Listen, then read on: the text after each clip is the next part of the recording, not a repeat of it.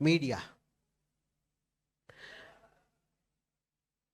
Media के लिए हिंदी शब्द बहुत बढ़िया है, संचार माध्यम। और मीडिया के लोग जो मीडिया कर्मी हैं, जहां भी काम करते हैं, वो सभी मैं समझता हूं हमारी भारतीय परंपराओं के परिप्रेक्ष्य में अगर मैं देखूं तो वो हमारे नारद ऋषि के वंशज हैं। नारद जी जैसे पूरे ब्रह्मांड में समाचार पहुंचाते थे, वो स्वर्ग लोक से पृथ्वी लोक, पृथ्वी लोक से फिर स्वर्ग लोक, फिर पाताल लोक, हर जगह पहुंच जाते थे और हर चीज को एक दूसरे लोगों तक पहुंचा देते थे। ऐसे ही नारदीय परंपरा में जो लोग काम कर रहे हैं उनको मैं यहाँ पर आमंत्रित करना चाहूंगा।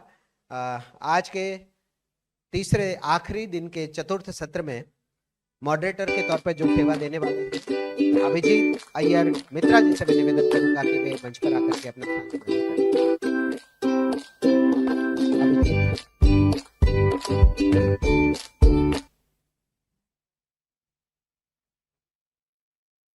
दीपाली वशिष्ठ जी यहाँ पर हैं सभागार में, उनसे मैं निवेदन करता हूं कि इस सत्र का मॉडरेशन के लिए पधारें। दीपाली वशिष्ठ जी।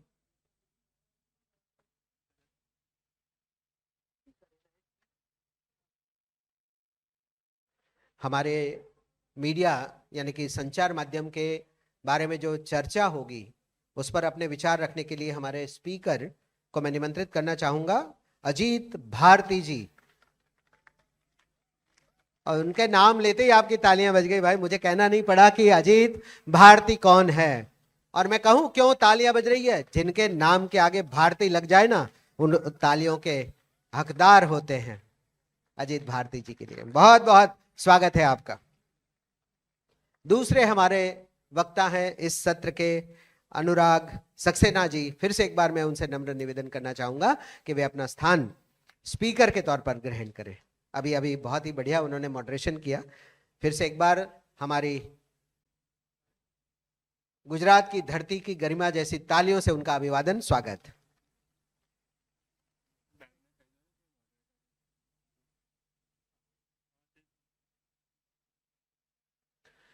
और आज की हमारी मीडिया जगत की हस्तियों के साथ बातचीत करने के लिए, एक दूसरे के विचारों को रखने के लिए मैं निमंत्रित करना चाहूंगा हमारी तीसरी वक्ता स्वाति गोयल शर्मा जी को। मंच पर पधारें और अपना स्थान ग्रहण करें। ये आकाशवाणी का सूरत लेट फेस्ट केंद्र है। थोड़ी देर में आप संचार माध्यमों के बारे में बातचीत सुनेंगे। पत्रकारिता, reportage, print media, electronic media, social media के साथ साथ मैं आप सबके साथ जोड़ना चाहूंगा एक और मीडिया, पान गल्ला मीडिया।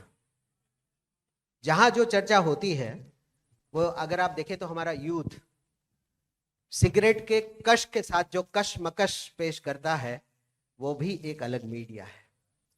आइए इन सब चीजों पर चर्चा के लिए शुरुआत करें। मैं निमंत्रित करना चाहूंगा मेरी सह उद्घोषिका एडवोकेट अपूर्वा भगवागर आकर के सबका परिचय और सम्मान अभिवादन करवाएंगी। अपूर्वा।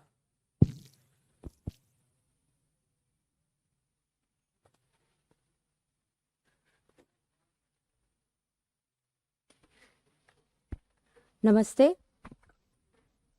अजीत भारती जी का स्वागत करने के लिए मैं बुलाना चाहती हूँ श्वेता श्रीवास्तव जी को। अजीत भारती जी एक पत्रकार और लेखक हैं। इन्होंने times of India, Economic times और IANS जैसे प्रमुख प्रकाशनों में योगदान दिया है। अजीत जी ने जर्नलिज्म में एसोसिएट प्रोफेसर के रूप में भी काम किया है। 2018 में ओप इंडिया की स्थापना की और संपादक बने। 2021 में YouTube चैनल से अपनी स्वतंत्रता पहचान बनाई है।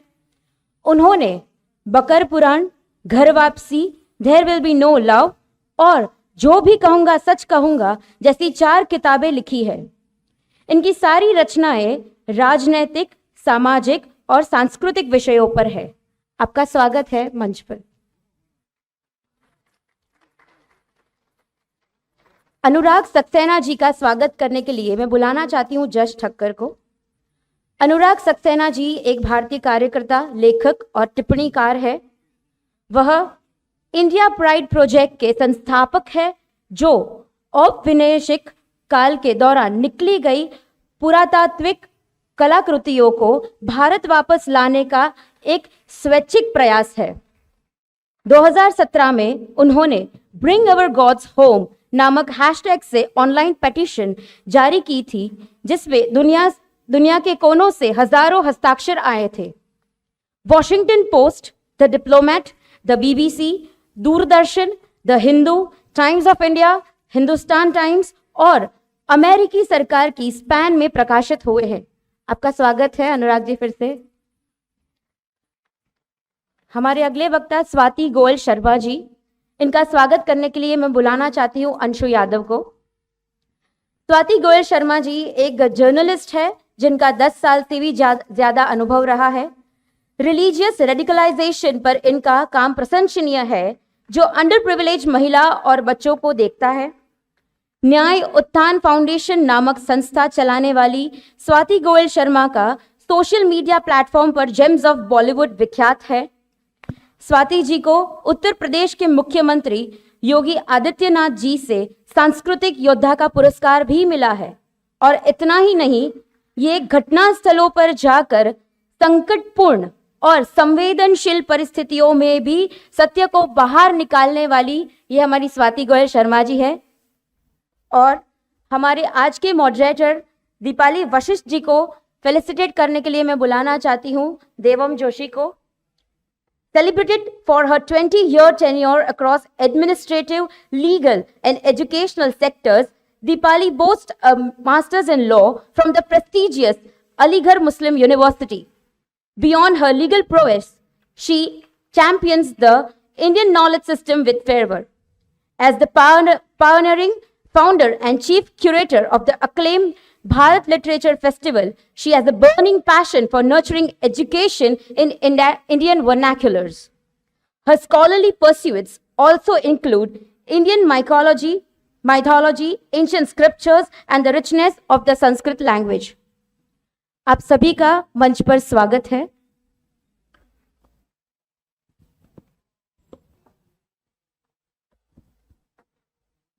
बहुत बहुत धन्यवाद अपूर्वा। आइए सीधे बात की शुरुआत करते हैं और आपको फिर से एक बार उस दौर में भी ले जाऊंगा, क्योंकि हम आने वाले 25 सालों के बाद के भारत की परिकल्पना को यहाँ डिस्कस कर रहे हैं कि कैसा भारत होगा और उस समय मीडिया का रोल क्या होगा जब भारत अपनी स्वाधीनता की शताब्दी मना रहा होगा। लेकिन उससे पहले थोड़ा पीछे जाना जरूरी है।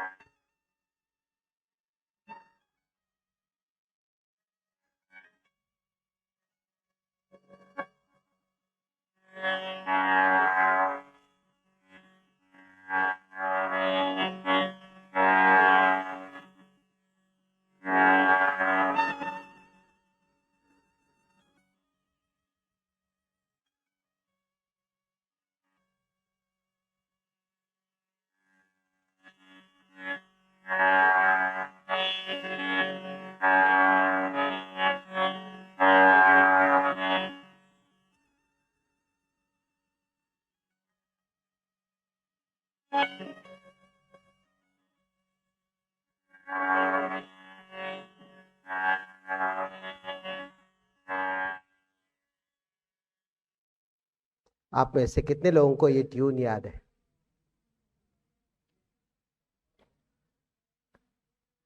बहुत बहुत धन्यवाद। हम कभी कभी एफएम की वजह से, फीमेल और मेल की वजह से, एफएम अपने आकाशवाणी को भूल चुके हैं। लेकिन फिर से आपको पता होगा कि जब दूरदर्शन नहीं था तब एक ही दर्शन था, भारतीय दर्शन। वो छूट चुका है। फिर से भारतीय दर्शन को दूरदर्शन के माध्यम से आकाशवाणी जो नारद जी किया करते थे या करवाते थे, उसी और फिर से एक बार मीडिया के विचारों को आदान प्रदान के लिए यहाँ पर हम निमंत्रित कर चुके हैं। भारतीय संचार माध्यम में इस समय television, Doordarshan, Akashvani, radio, cinema, समाचार पत्र, पत्रिकाएं तथा इंटरनेट के माध्यम से, हमारे सोशल मीडिया के माध्यम से हम कभी सही या गलत समाचारों का आदान प्रदान कर लेते हैं और उसका प्रचार प्रसार बहुत जोर शोर से कर देते हैं।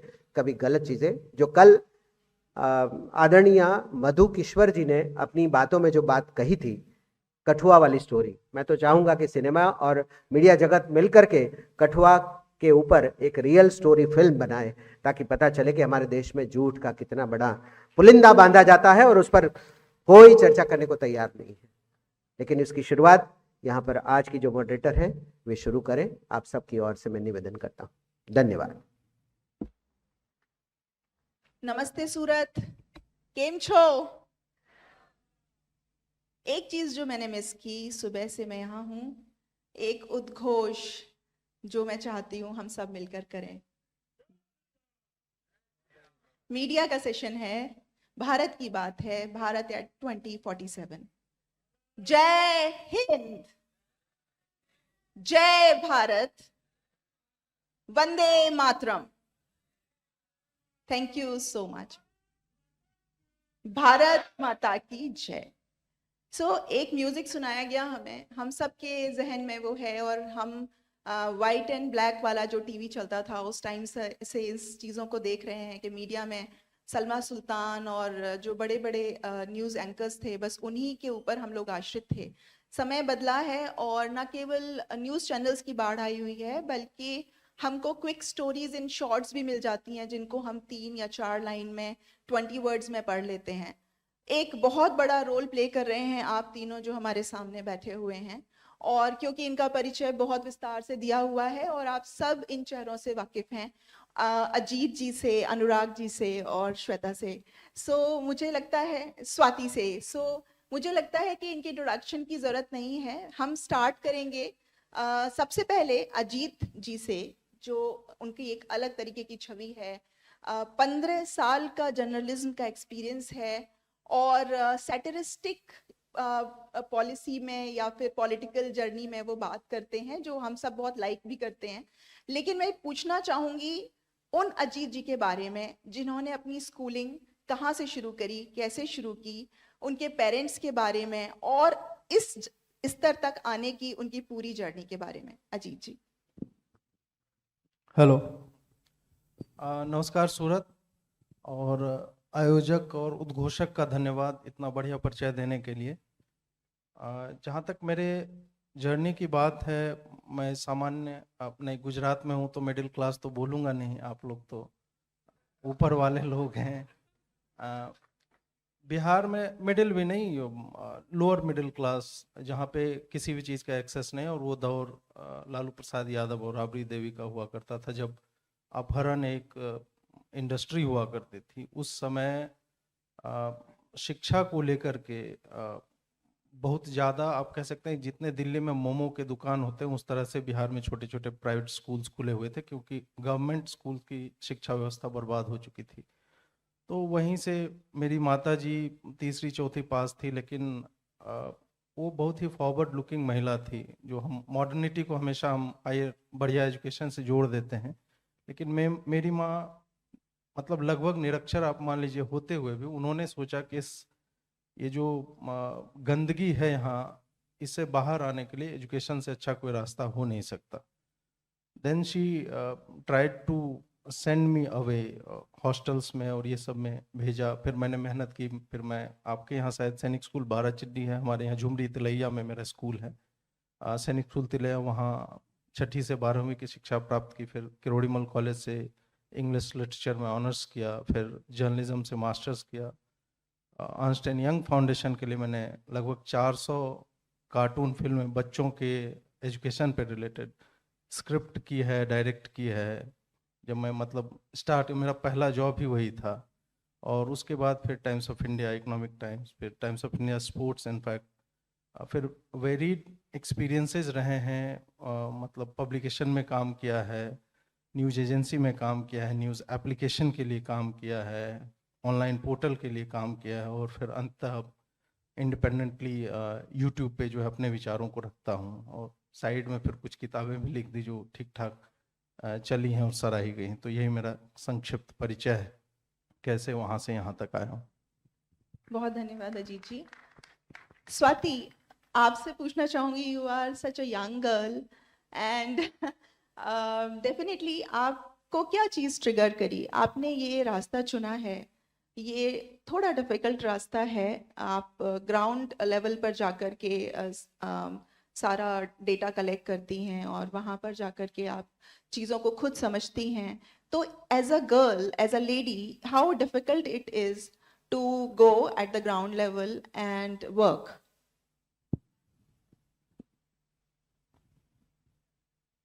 Hello. Now, I'm not a young girl, but anyway.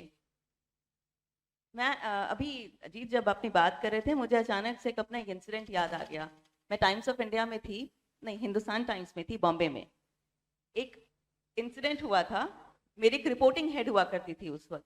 उन्होंने मुझे एक स्टोरी दी, उन्होंने मुझको चुपके से आकर ऐसा कहा कि बहुत अच्छी स्टोरी है 25 दिसंबर को, और क्योंकि तुम कम्युनिटीज कवर करती हो तो तुमसे करना चाहोगी। उन्होंने कहा कि एक गैदरिंग होगी क्रिश्चियंस की, वो बैप्टिज्म इवेंट है और वहां पे बजरंग दल वाला आने वाले हैं। तो मैंने कहा ये तो बहुत अच्छी स्टोरी है, कन्वर्जन हो रहा है? उनका नहीं, कन्वर्जन स्टोरी नहीं है, बजरंग दल का आना स्टोरी है। उस वक्त इतना डिफरेंस ऑफ ओपिनियन हुआ, क्योंकि मेरे लिए कन्वर्जन स्टोरी था कि भाई क्यों 25 दिसंबर को, जब एक क्रिश्चियंस का एक फेस्टिवल है, उस दिन क्यों हिंदुओं को इकट्ठा करके कन्वर्ट किया जा रहा है। पर उनके लिए सिर्फ ये स्टोरी थी कि ये करो कि किस तरीके से एक राइट विंग ग्रुप गए freedom of religion and propagation को रोक रहा है। वो ऐसे बड़े सारे इंसिडेंट्स हुए रिपोर्टिंग के दौरान, मेरे इनिशियल जर्नलिज्म इयर्स के दौरान। तो मुझे ये तो था कि कुछ ऑफ है।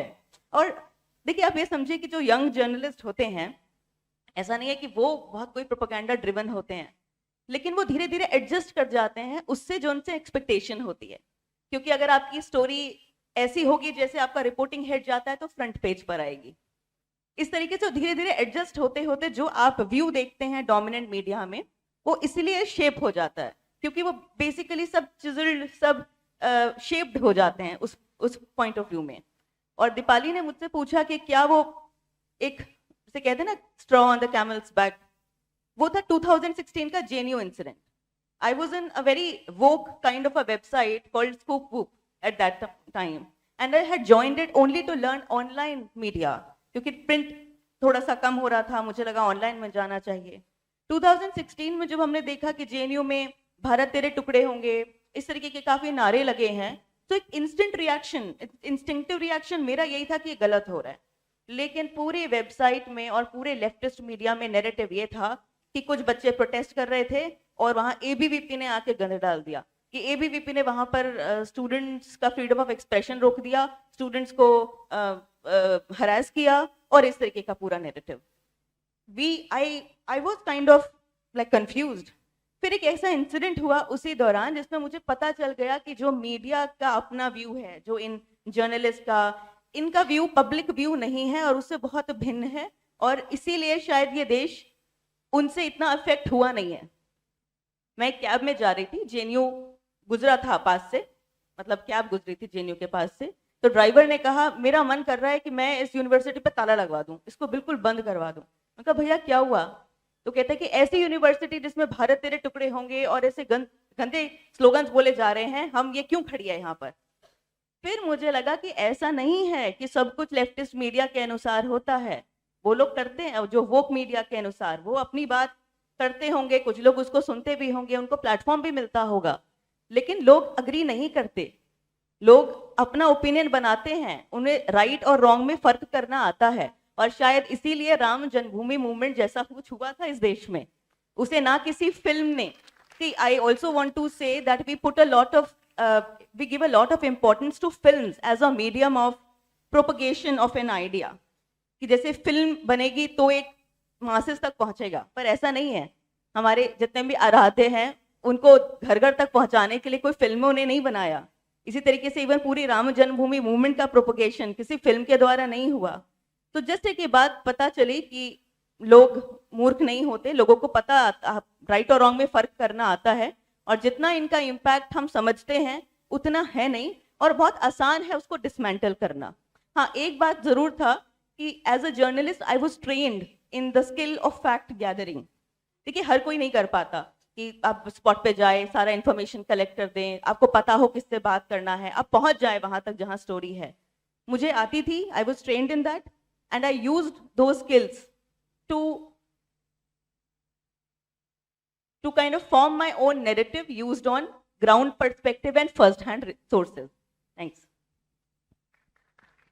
Thank you Swati. और यही रीज़न है कि ट्विटर पर इनके 4.46 लाख फॉलोअर्स हैं, तो ये अपने आप में it's a matter of uploads. And Anurag ji, and narratives की बात हुई, जो नैरेटिव की बात इन्होंने कही स्वाति जी ने, ये दुनिया आजकल नैरेटिव्स की जंग में तब्दील हो चुकी है। आप भी नैरेटिव्स पे काम करते हैं, तो ये एस्पेक्ट अलग है कि आप मूर्तियों को, जो हमारे देश की धरोहर हैं, उनको विदेश से वापस लाने की मुहिम में भी लगे हुए हैं, आप पॉलिसी मैटर्स में भी काम कर रहे हैं। लेकिन आपके लिए वो ट्रिगर पॉइंट क्या था जो आपने ये सोचा कि मुझे देश के लिए कुछ ऐसा करना है जो लोग नहीं कर रहे हैं? वॉलंटियर ड्रिवन सोसाइटी है जिसको आप लीड करते हैं, तो वो वॉलंटियर्स के अंदर एज अ लीडर आप कैसे जज्बा जगाते हैं, आप कैसे उनको इस चीज़ के लिए कन्विंस करते हैं? बिकॉज आज के टाइम में जैसे मैं एक लिटरेचर फेस्टिवल को हेड कर रही हूँ, भारत लिटरेचर फेस्टिवल इसका नाम है, मुझे भी यंग जनरेशन को कन्विंस करने के लिए उनके अंदर देश प्रेम की भावना इनकलकेट करना बहुत ज़रूरी है, ताकि वो समझें कि हमारे देश की धरोहर, हमारा कल्चर कितना रिच है। तो एक कॉज हर आदमी के हाथ में, हर आदमी के हिस्से में कुछ ना कुछ रिस्पॉन्सिबिलिटी आई है, और जब से 2014 में ये सारा माहौल परिवर्तित हुआ है, तब से हम सबके अंदर ये भावना भी आई है कि अब हम खुल के उस बात को एक्सप्रेस कर सकें जो हम पहले नहीं कर पाते थे।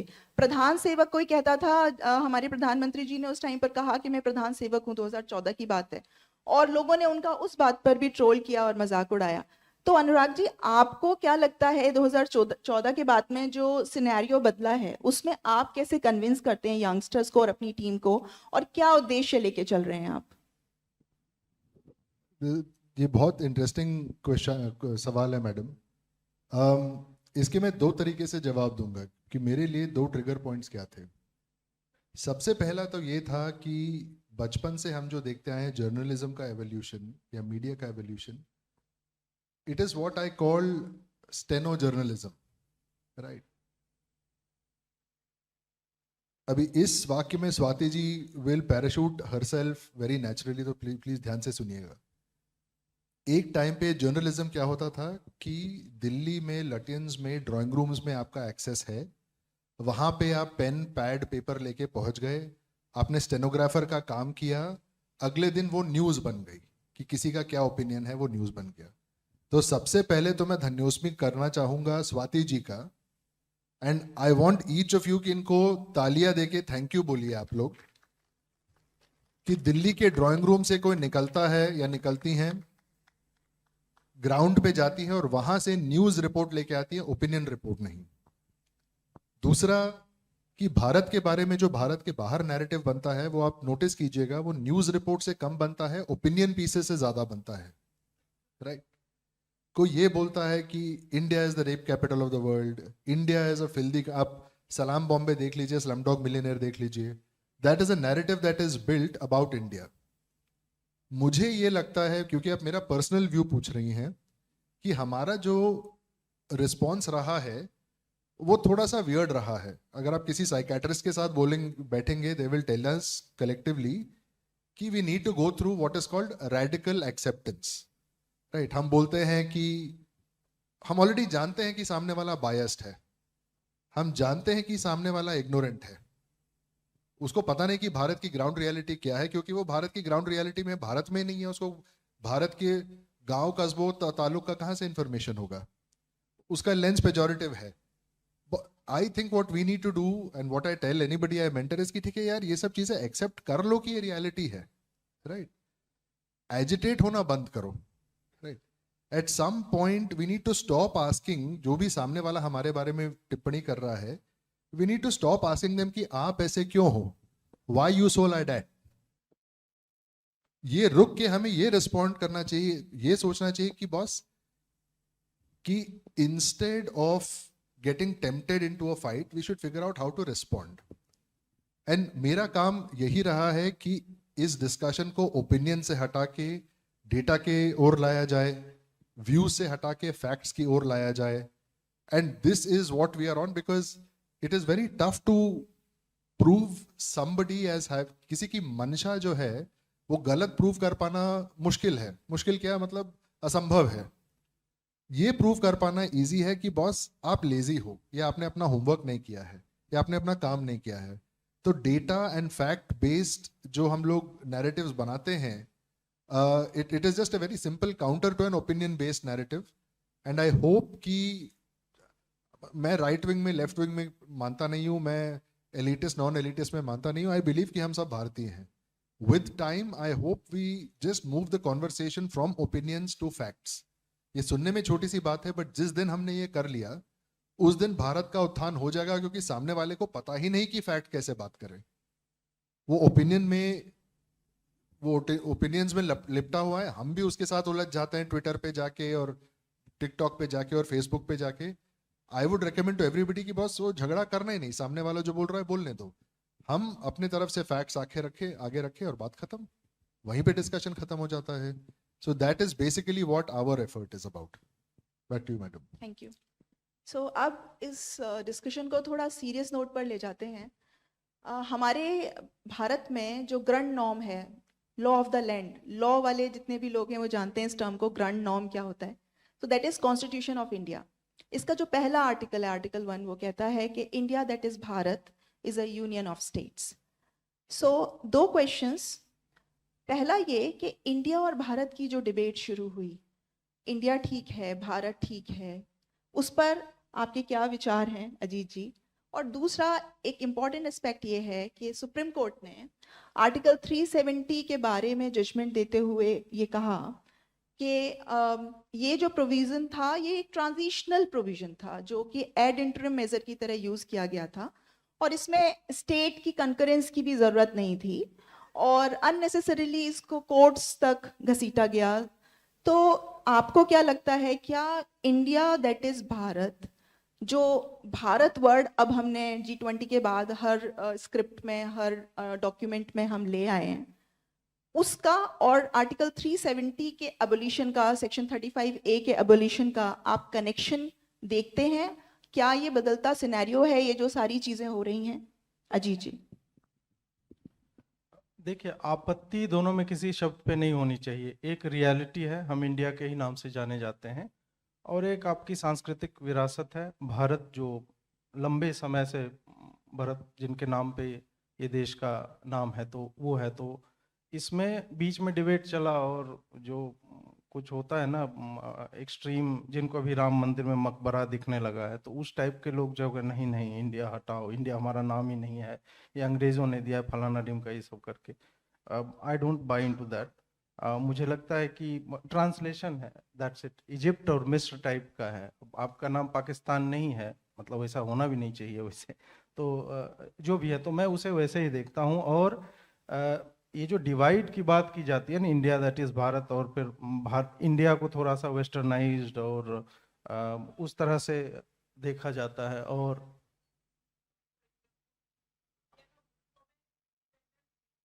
अरे यार बैठो यार, बैठ, बीच में मत बोला करो. अभी हाँ. आपको क्वेश्चन आंसर्स के टाइम पे मौका मिलेगा तो पूछिएगा, वो भी शॉर्ट में. यहाँ पर आप ज्ञान उधर से मत दीजिए, ज्ञान इधर से ले लीजिए, ये मौका बहुत विशिष्ट है. Thank you.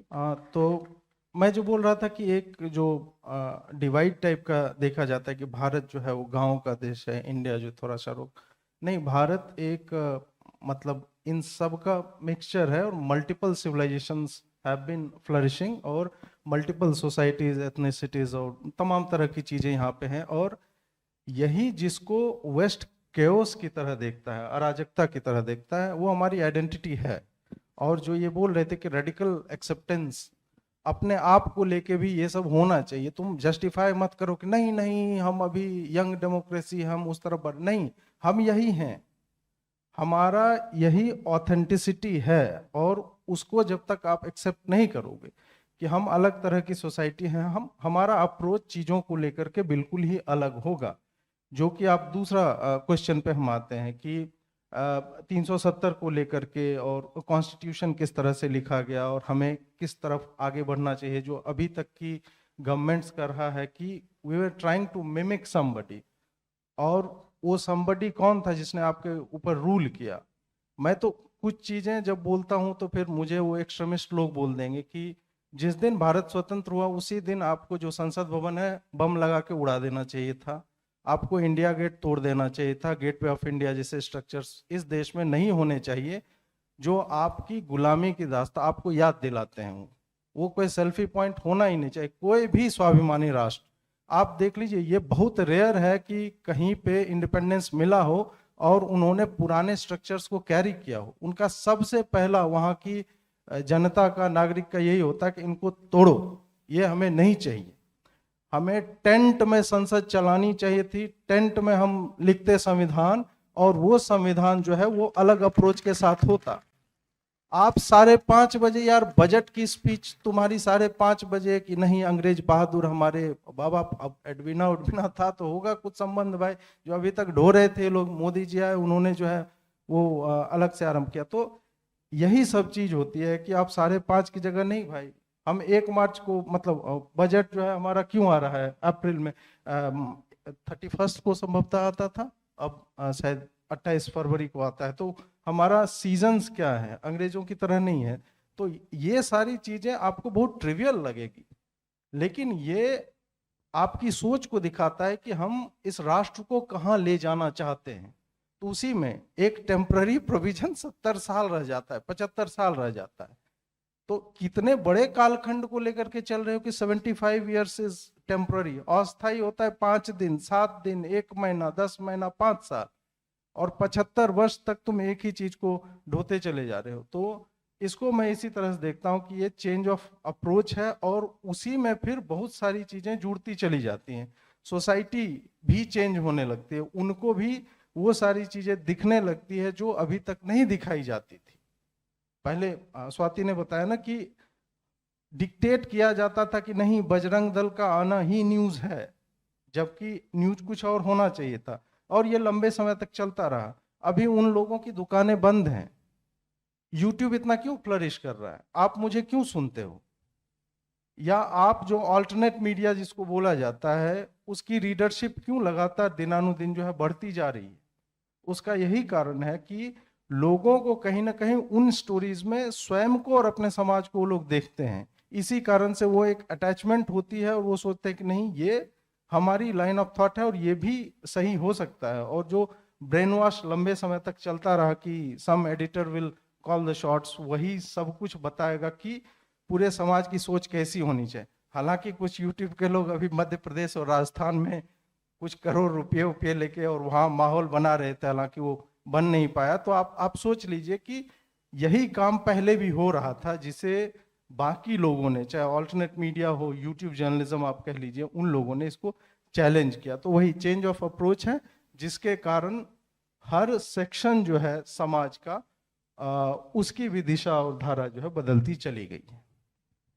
Thank you so much Adit जी, आपने बहुत ही बैलेंस तरीके से सारा मामला जो है। Ma'am can I just yes interrupt and definitely, add I on? was coming to you for your comment. तो just extending and adding on, मेरे लिए it is a matter of immense joy कि मीडिया जो है वो democratise हो गया। What Ajit भाई just said, YouTube, Facebook, Twitter वगैरह आने की वजह से, I am just talking as a business person, marketing में दो तरीके स्ट्रेटेजीज होती हैं, पुश एंड पुल। पहले हम वो कंज्यूम करते थे, वो सुनते थे जो हम पे थोपा जाता था, जो किसी एडिटर ने डिसाइड किया है, किसी ड्राइंग रूम में डिसाइड हुआ है दिल्ली में बैठ के, हमको वही लगता था वो रियलिटी है। आज की डेट पे individuals can stand up and से कि मैं अपना यूट्यूब चैनल चलाऊंगा, मैं अपना रील्स बनाऊंगा, फला ढिमका करूंगा, राइट। जिसकी वजह से ये है कि बात थोड़ी थम गई है, अदरवाइज नैरेटिव अलग ही डायरेक्शन में जाता, राइट। सेक्युलर देश के नाम पे अभी आप देखिए बाकी लोगों को, जो अजीत भाई को देख लीजिए, सैफरन रंग का कुर्ता पहन के आए हैं, पर दुपट्टा जो 15% है वो हरा है। हाँ, ये सब तो विवाह के बाद ये बदलाव आए हैं, नहीं तो मैं तो शर्ट पैंट में आ जाता रैंडम कुछ भी पहन के। नहीं चाहे आप इसका जिसको भी ब्लेम करें, क्योंकि अभी independent so called reporters and opinion makers आए हैं, आपका जो गमछा है वो 15% पुरका हुआ है, वरना 25, 30, 35 पर कुर्ते का रंग चेंज होने में टाइम नहीं लगता है. So we should be very very thankful कि चाहे जितनी भी गालियां हम लोग सोशल मीडिया को दे ले, इस पे दे ले, there is a reality because of which our conversation is democratic, not just our electoral process. So I just wanted to add that point to Ajit ji. And अभी हमारे पास ऑप्शन है कि हम किसको सुने और किसको चुने. किसको सुने on podcasts, on YouTube, on social media. किसको चुने is a political process. जब तक आप सही सुन नहीं रहे हैं, तब तक आप सब सही चुनेंगे कैसे? And I think that has been the big change that we have not just seen, but we are living it every day in our lives. सो ये कमेंट आया आपके कुर्ते और आपके अंगवस्त्र के ऊपर. तो स्वाति, एक छोटा सा क्वेश्चन ये कि आपने कुछ टाइम लव जिहाद पे भी काम किया है, और इस देश में बाजीराव मस्तानी एक बड़ा नाम है. शनिवार वाड़ा पुणे का एक बहुत इम्पोर्टेंट मॉन्यूमेंट है. हमारे देश में अकबर जोधा हों या बाजीराव मस्तानी हो, मस्तानी की मदर भी मुस्लिम थी, अकबर इधर मुस्लिम थे, इनकी बहुत ही ज़्यादा पॉजिटिव लव स्टोरीज रही हैं. आज के समय में जो ये ऑब्जेक्टिव लेकर के लव जिहाद किया जा रहा है, या ये नैरेटिव ही है, इस पर आपका क्या कहना है? हाँ, लव जिहाद पर मेरा काफ़ी काम है, and I can proudly say that much of my work was responsible for bringing of a law in UP in 2020 November, जिसमें कि ऐसे कन्वर्जन जिसमें झूठ का सहारा लेकर या मिस रिप्रेजेंटेशन का सहारा लेकर उस पर मतलब केस हो जाए, इस पर कोई धारा बनाई गई थी. हालांकि मैंने कभी लव जिहाद टर्म का नहीं यूज किया, और वो इसलिए नहीं किया क्योंकि जब हम फैक्ट्स दे रहे हैं, जब हम स्टोरी किसी की सुना रहे हैं, तो हमको उसको कोई नाम देने की जरूरत नहीं है. मतलब अगर हम ये बता ही रहे हैं कि इस तरीके से क्राइम हुआ है, इसने इस पर पत्थर मारे हैं, उसको चोट लगी है वगैरह वगैरह, तो हम इसको एक अलग से एक नाम जो किसी पॉलिटिकल या किसी सोशल ऑर्गेनाइजेशन ने दिया हो वो जरूरी नहीं है, क्योंकि वो लोग उसको पिक करके खुद ही बोल ही देंगे कि हाँ ये भी उसी कैटेगरी का केस है.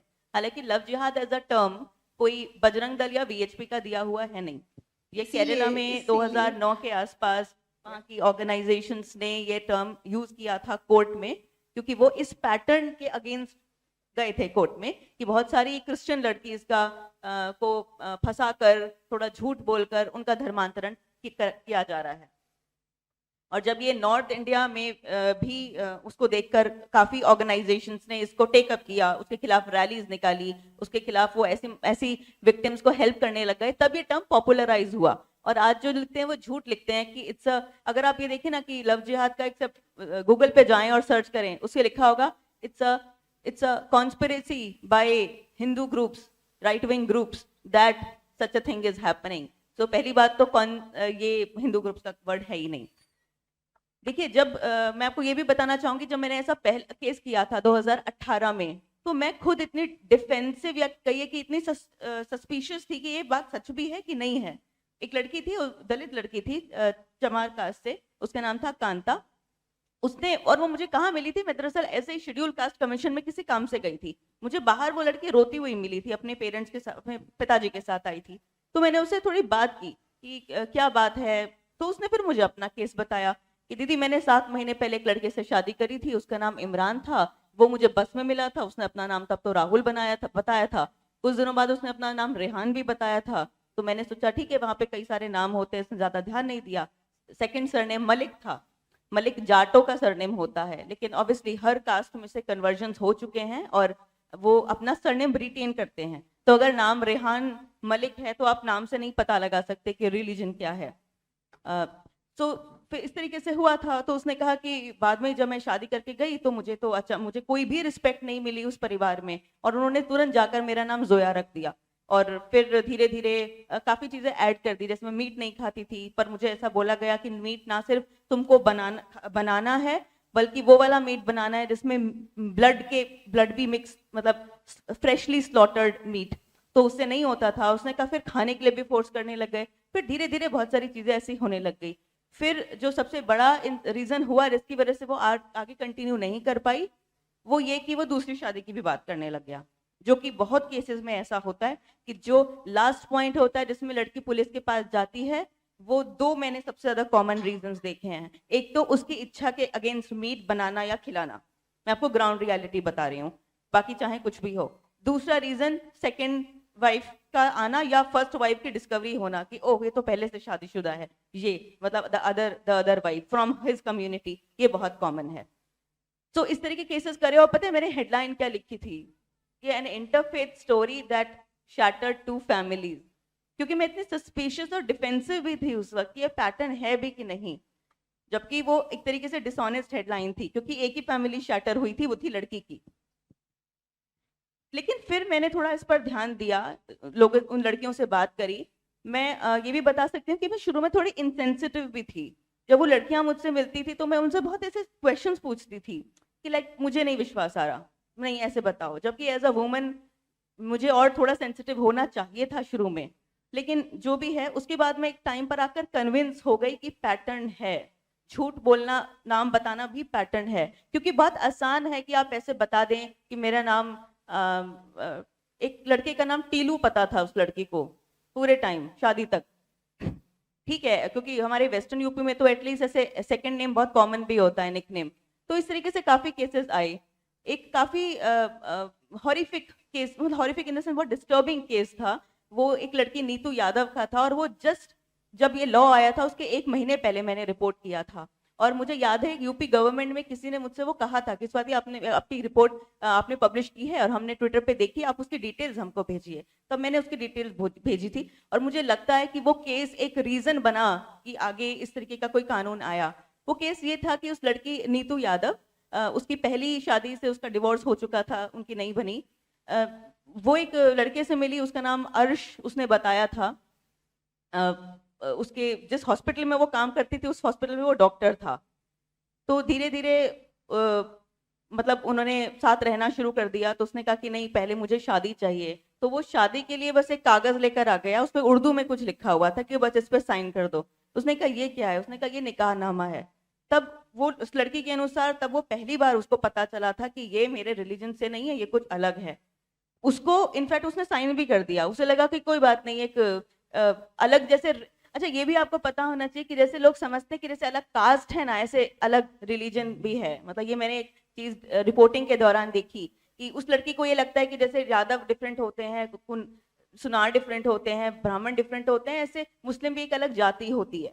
उसे नहीं पता कि अलग रिलीजन, क्योंकि inter community, inter religious in dialogue हमारे देश में बहुत कम है। आप ये समझिए कि जहाँ वर्क प्लेसेस में होता है तो होता है, वरना इस तरह कोई इंटरेक्शन बहुत कम होता है। मैंने ऐसे गांव जाके देखे हैं जहाँ पे 2 मोहल्ले रहेंगे, एक हिंदू का रहेगा एक मुस्लिम का रहेगा, उन दोनों में कभी कोई इंटरेक्शन इस तरह होता नहीं है। मतलब वो लड़ाई चाहे ना हो, लेकिन उन्हें ये भी नहीं पता होता कि ईद कैसे मनाया जाता है कि दिवाली कैसे मनाया जाता है। बस इतना पता है कि यहाँ पटाखे फोड़ते हैं, पर ये भी नहीं पता कि लक्ष्मी पूजन होता है। उन्हें ये पता है कि ईद के दिन हाँ सेवैयां बनते हैं, वो भी बॉलीवुड से देख लिया, पर एक्चुअली नहीं पता कि उस दिन और भी कुछ होता है कि नहीं। मेरे हिसाब से इंटरेक्शन बहुत कम है, लड़कियों को भी नहीं पता होता। और इस केस में ये हुआ कि जब उसने शादी करी उससे, फिर धीरे धीरे उसको ऐसा, हाँ इस केस में भी उसको पहली बीवी पता चली कि उसके पहले से है, और फिर वही मीट का सर्व होना और वो सब चीजें हुआ। इसके संग ट्रेजेडी ये थी कि जब उसने आखिरी फैसला लिया कि मैं लड़के के साथ और नहीं रह सकती, वो 7 मंथ्स प्रेग्नेंट थी, मुझसे मिली थी, और उसने उस लड़के के खिलाफ केस किया। तब तक कानून नहीं आया था, लेकिन इसलिए उसको कुछ, लड़के को कुछ हुआ भी नहीं। And I am a little proud to say that we helped her. वो एक नर्स थी, हमने उसको एक नर्सिंग होम खुलवा के दिया था जिससे वो अपना गुजर बसर कर सके। फिर वो केस कानून आ गया था तो सेक्शन भी ऐड हो गया था एक्चुअली बाद में एक और FIR में, और फिर वो लड़का जेल भी गया था। और लेकिन एक बहुत दुख की बात है कि 1 साल बाद उस महिला ने आत्महत्या कर ली, जिसका आज तक मिस्ट्री है, क्योंकि नहीं पता। मतलब क्या उसको प्रेशर था केस का, वो क्या था, वो आज तक पुलिस को नहीं पता बस उसकी। लेकिन it came as a huge disturbance to me as well. मैं ये सब चीजें इसलिए मेंशन कर रही हूँ कि ये सब केसेस मैंने बहुत देखे हैं। हाँ, मुझे बुक भी लिख देनी चाहिए थी आज तक, बट बहुत सारे केसेस में मैंने FIR, कोर्ट डॉक्यूमेंट सब कुछ डाले हुए हैं। तो पैटर्न तो बिल्कुल है, पैटर्न बहुत रियल है। अगर नहीं होता तो ऐसा ना होता कि Hindu community, Christian community, Buddha community, Sikh community, tribals और जैन्स सब इस पैटर्न की बात करते हैं। यही पैटर्न पाकिस्तान में है, यही पैटर्न बांग्लादेश में है, दूसरा नहीं है। ऐसा किसी कभी ने नहीं कहा कि किसी हिंदू ग्रुप ने हमारी लड़कियों को लेकर वो धर्मांतरण कर रहे हैं, ऐसा पाकिस्तान या बांग्लादेश में कहीं नहीं हुआ। तो ये पैटर्न, सबसे बड़ा एविडेंस इस बात का यही है कि हर कम्युनिटी इस चीज के खिलाफ रैली निकाल रही है। गुजरात में जैन कम्युनिटी ने भी यहाँ पर निकाली है और हिंदू ग्रुप्स ने तो निकाली ही है। So just I'll conclude saying कि yes, the pattern is real and I'm very glad कि उस जो कानून जो आया है और उसके बाद कई स्टेट्स में आया है, उससे एक एक्नॉलेजमेंट बहुत मिली है इस पैटर्न को कि बिल्कुल झूठ के सहारे इस तरीके से लड़कियों को फंसाया जा तो रहा है और उद्देश्य एक है, धर्मांतरण और एक लाइन ऑफ फैमिली क्रिएट कर देना उससे। क्योंकि हिंदू लड़की को उस परिवार से लाकर ये बहुत प्राइड के साथ ये बताया जाता है और लड़कियों ने खुद ऐसा एफआईआर में लिखा हुआ है बहुत केसेस में कि लड़के ने हमसे कहा कि इवेंचुअली हम रूल करना चाहते हैं। सो लीगल प्रिंसिपल्स में एक बात कही जाती है कि साइलेंस इज इक्विवेलेंट टू एक्विजेंस। अगर आप चुप रहते हैं इसका मतलब आपकी मूक सहमति है उस पर्टिकुलर क्राइम को करने के लिए। तो स्वाति जी, आपने ये कहा कि इसको लव जिहाद कहना चाहिए या नहीं, मैं कहती हूँ जरूर कहना चाहिए और अब खुल के कहना चाहिए। अगर हम चुप रहेंगे तो ये हमारी कमजोरी है। इतना चेंज होने के बाद अगर हम चुप रहते हैं तो 2047 में क्या हम इस चीज के लिए अपनी आवाज नहीं उठाएंगे? और नहीं उठाएंगे तो बहुत सारी लड़कियां जो सिर्फ और सिर्फ मासूमियत की वजह से किसी तरह से इनके फंदे में फंस जाती हैं, वो इस तरह फंसती रहेंगी। तो हमें वोकल होना पड़ेगा। बिल्कुल सही बात दीपक। बस एक चीज नहीं, इस टर्म से मुझे कभी प्रॉब्लम नहीं रहा। जस्ट दैट मेरा बस ये कहने का मतलब था कि वैसे भी मैं इसमें मानती हूँ कि अगर एक टर्म से सबको समझ में आता है पैटर्न, तो बिल्कुल उसका यूज होना चाहिए। कुछ जगह पर फ्रिवलसली भी हुआ है, वो हमारे हाथ में नहीं है, वो तो होगा। लेकिन मुझे वैसे शब्द से कभी आपत्ति नहीं रही, जस्ट दैट की कभी लिखने की जरूरत भी नहीं रही। चलिए अब एक लाइटर नोट की तरफ चलते हैं। अजीत जी, जर्नलिज्म में सीरियसली ये नहीं देखा जाता कभी कि आप अपने एक सीनियर जर्नलिस्ट की मिमिक्री करो। रवीश, बरखा, राजदान, निधि राजदान, राजदीप सरदेसाई, किसी को तो छोड़ दीजिए। और ये प्यार रवीश के लिए, ये प्यार क्या है? इस प्यार को मैं क्या नाम दूं? जो आप मिमिक्री बोल रहे हैं ना, जिनका आपने नाम लिया है, ये सब अपने ही कैरिकेचर बन के रह गए। ये लोग अपनी मिमिक्री ही कर रहे हैं, ये जर्नलिज्म नहीं कर रहे हैं।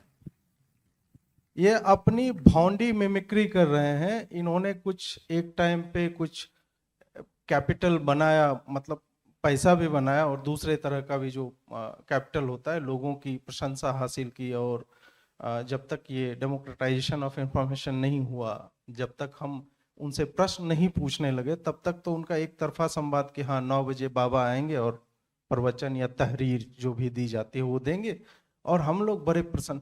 अरे साला 256 kbps स्पीड पे बफर कर करके रवीश कुमार को सुना है, वो भी दौर याद है।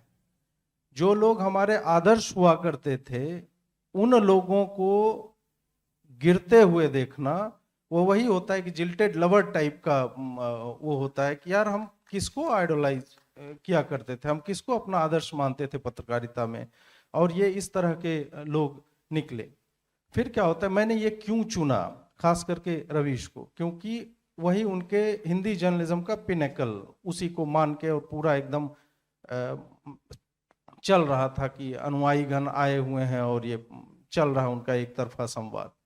तो मुझे लगा कि जो अभी अनुराग भाई बोल रहे थे ना, फैक्ट्स की बात, नॉन लेफ्ट के पास नैरेटिव बनाने की आवश्यकता नहीं है, हमें मैन्युफैक्चर करने की आवश्यकता नहीं। जो है उसको खाली रिपोर्ट कर देना, जो एक्चुअल में है वो केवल बोल दो, उससे ही उनका नैरेटिव ध्वस्त हो जाएगा।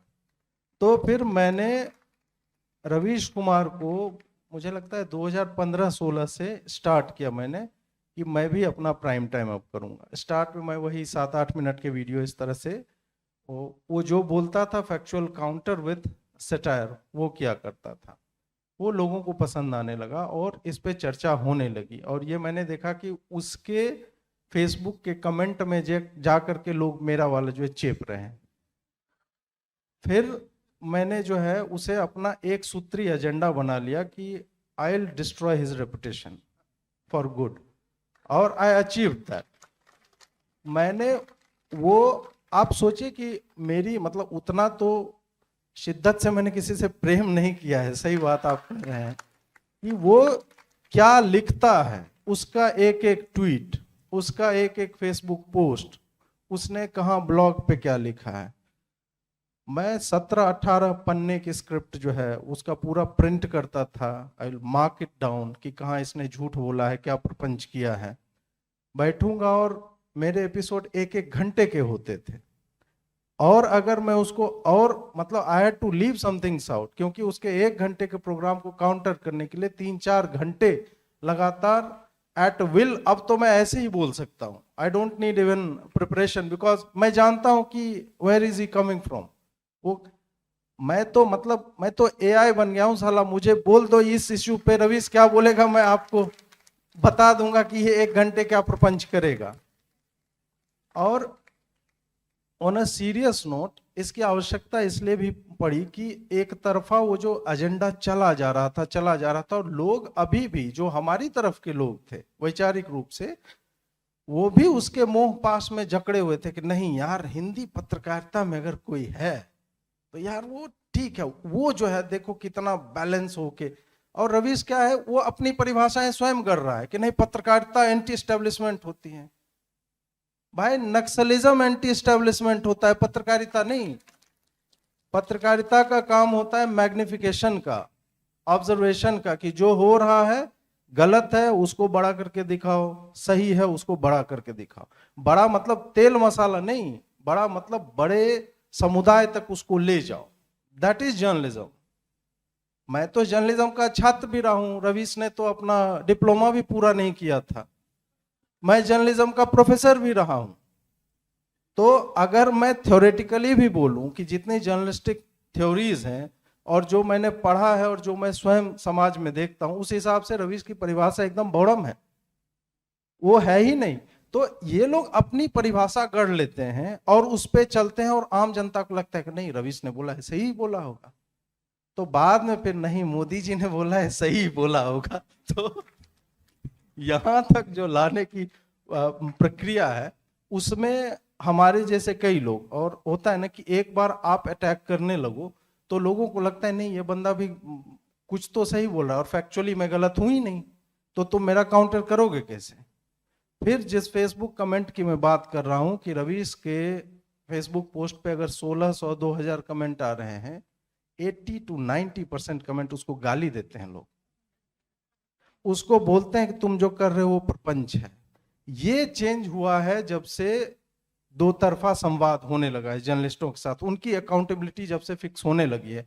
तो यही रवीश, राजदीप, जिसकी आंखों में पार्लियामेंट अटैक में चमक आ जाती है, ऐसे वल्चर गिद्ध लोग जो बैठे हुए हैं, उनके अथॉरिटी को कि वो बैठ के नैरेटिव डिसाइड करते थे, हम लोगों ने, देखिए डिमीन करने का सबसे अच्छा तरीका सटायर है विद फैक्ट्स। उसको एकदम से धो के सपाट कर दो, पटक के, वो कार्टून जैसे नहीं रोलर चल जाता है, वो सपाट 2 डायमेंशनल हो जाता है। तो वो करने का काम जो वैसे अगर नहीं करोगे ना आप, यार जो प्रपंच फैला रहा है, इन्होंने बोला जो पहले से ही बायस्ड है और हम जानते हैं कि वो बायस्ड है, उसको तुम वैसे काउंटर इंगेज करके नहीं कर सकते हो, उसे काटना ही पड़ेगा। उसको factually you have to slice, धीरे धीरे स्लाइस करते रहो, उसका स्ट्रेचर अपने ही घट जाएगा। फैक्चुअल स्लाइसिंग जो है वो होना चाहिए, और शर्म नहीं आनी चाहिए आपको। तो इसीलिए मैं हमेशा कहता हूं कि नहीं, इंटेलेक्चुअल से इंटेलेक्चुअल लेवल पे इंटेलेक्चुअल लोग बात करेंगे, लेकिन जो लोग जिन्हें ट्रोल कहा जाता है ना कि 5 फॉलोअर 100 फॉलोअर 25, वो गाली भी देते हैं ना इन लोगों को, वो भी एक अभिव्यक्ति है, उनको भी डिफेंड करना चाहिए कि नहीं, उसके मन में कुछ तो है, बेचारा वो आहत है, इस कारण तो वो अटैक कर रहा है उस तरह से। तो इसी कारण से हर लेवल पे ऐसे लोगों का प्रतिकार होना चाहिए। इसी कारण आज के समय में वो लोग जब कुछ अच्छा करते हैं ना, तो लोग ब्रैकेट में लिखते हैं फॉर अ चेंज, राजदीप ने साक्षी मलिक से अच्छा प्रश्न पूछ दिया। दैट मीन्स कि सब जानते हैं कि तुम किस तरह का गंद मचाए हुए थे यहाँ पे, और अब ट्विटर के कारण या फेसबुक या यूट्यूब के कारण तुम्हारी अकाउंटेबिलिटी फिक्स हो हो रही है। एक आदमी अटैक करने लगता है, धीरे धीरे बाकी लोग भी प्रश्न जो है वो पूछने लगते हैं। अजीत जी की एक ब्यूटी है, जब भी वो वीडियोस बनाते हैं तो वो वेल रिसर्च्ड होते हैं। मैं ज़रूर जानना चाहूँगी कि ये रिसर्च वो खुद से करते हैं या उनकी इतनी एफिशिएंट टीम है।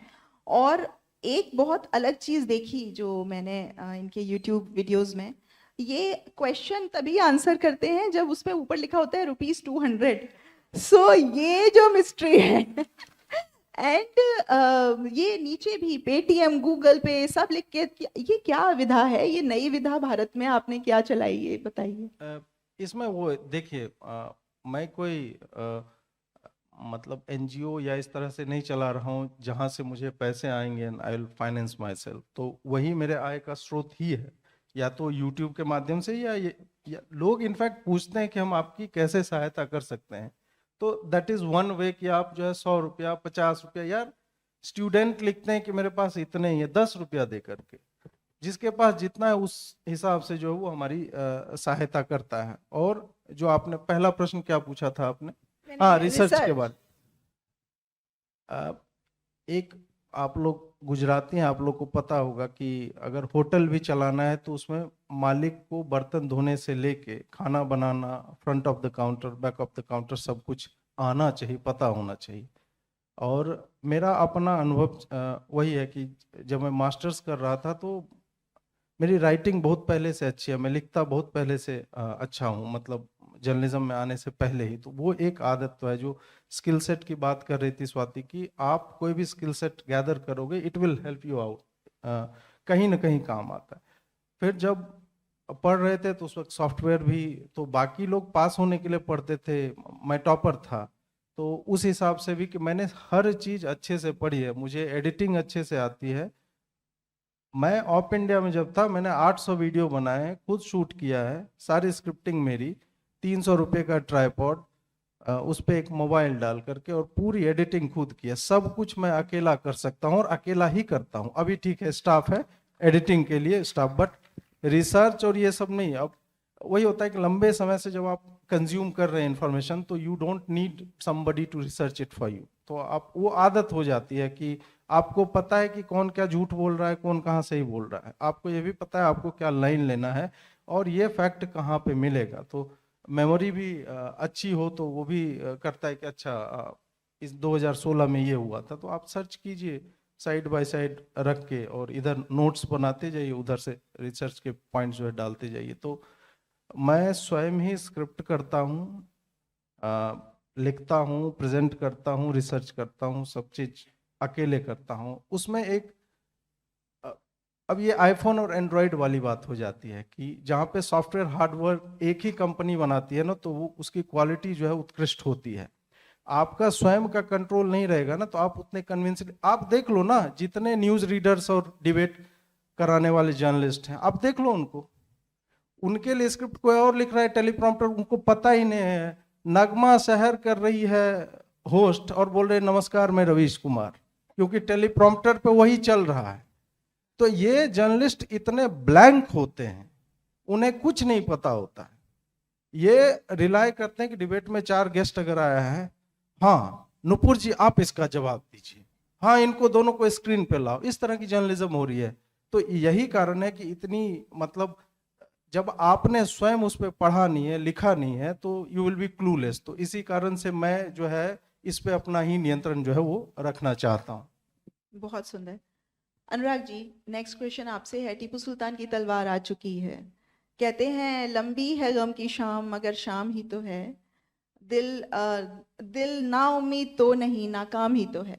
तो हमारे बहुत सारे इम्पोर्टेंट मूर्तियाँ, स्कल्पचर्स बाहर पड़े हुए हैं।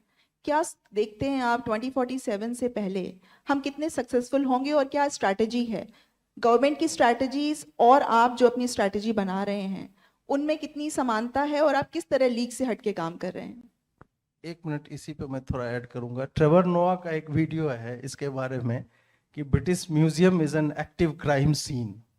तो एब्सोल्युटली नहीं, आई थिंक देखिए, तो पहली बात तो ये मैडम, मतलब मजाक में कह रहा हूँ कि आपकी उर्दू शायरी हमारे एकदम समझ में नहीं आई, क्योंकि मैं हिंदी समझता हूँ, उर्दू नहीं।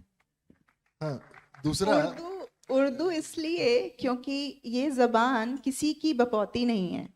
उर्दू में सबसे ब्यूटीफुल शेर कहे जाते हैं और जो सीधे जाके दिल पे लगते हैं। जितनी सुंदर संस्कृत है उतनी ही सुंदर और प्रभावी उर्दू है। तो हम इस देश में we are a secular country, not because कि इसमें सभी लोग रहते हैं, इसलिए क्योंकि हमारे को इस चीज़ को बहुत अच्छे से समझना होगा कि जब तक हम इस अच्छे सेक्युलर मुस्लिम्स को अपने साथ लेके नहीं चलेंगे। मैं खुद अलीगढ़ मुस्लिम यूनिवर्सिटी का प्रोडक्ट हूँ और मैं खुद इस बात को दिल से महसूस करती हूँ कि जो मेरे प्रोफेसर्स थे, जितना उन्होंने सपोर्ट किया मुझे, मैं बाहर से थी, मैं बाहर से एमयू में एंटर हुई, तो जितने अच्छे वो लोग थे उतने शायद मुझे और लोग ना मिले। और इस बात को इसलिए समझना पड़ेगा कि उर्दू इतनी प्यारी लैंग्वेज है कि जब हम अभी हम दिल्ली में रेख्ता में गए थे तो वहाँ पर इतनी ज़्यादा भीड़ थी, और सिर्फ इसलिए क्योंकि वो कनेक्ट कर पा रहे थे मौला से भी, खुदा से भी और ईश्वर से भी। तो मेरी शायरी हो सकता है मैंने ढंग से बोली ना हो, लेकिन प्लीज़ आप बताएं स्ट्रैटेजी के बारे में। जी, back to your question madam. तो देखिए, एक तो अगेन क्योंकि मैं चार्टर्ड अकाउंटेंट हूँ, आंकड़ों में रुचि रखता हूँ, तो I just want to start with numbers. 1947 से 2013 तक 65 साल में केवल 13 मूर्तियां और हेरिटेज ऑब्जेक्ट्स भारत वापस लाए गए। Sorry, 65 years 13 objects. 14 और आज के बीच में 500 से ज्यादा मूर्तियां वापस आई हैं। ये किसी भी देश के लिए, सभ्यता के लिए, संस्कृति के लिए बहुत बहुत बहुत बड़ा अचीवमेंट है। नंबर लेवल, अब आप इंडिविजुअल लेवल पे देखिए, जब मोदी जी इस मुद्दे पे पर्सनल इंटरेस्ट लेते हैं, जब मोदी जी एंजेला मर्केल के साथ, जो जर्मन काउंसलर है, बोलिए सर,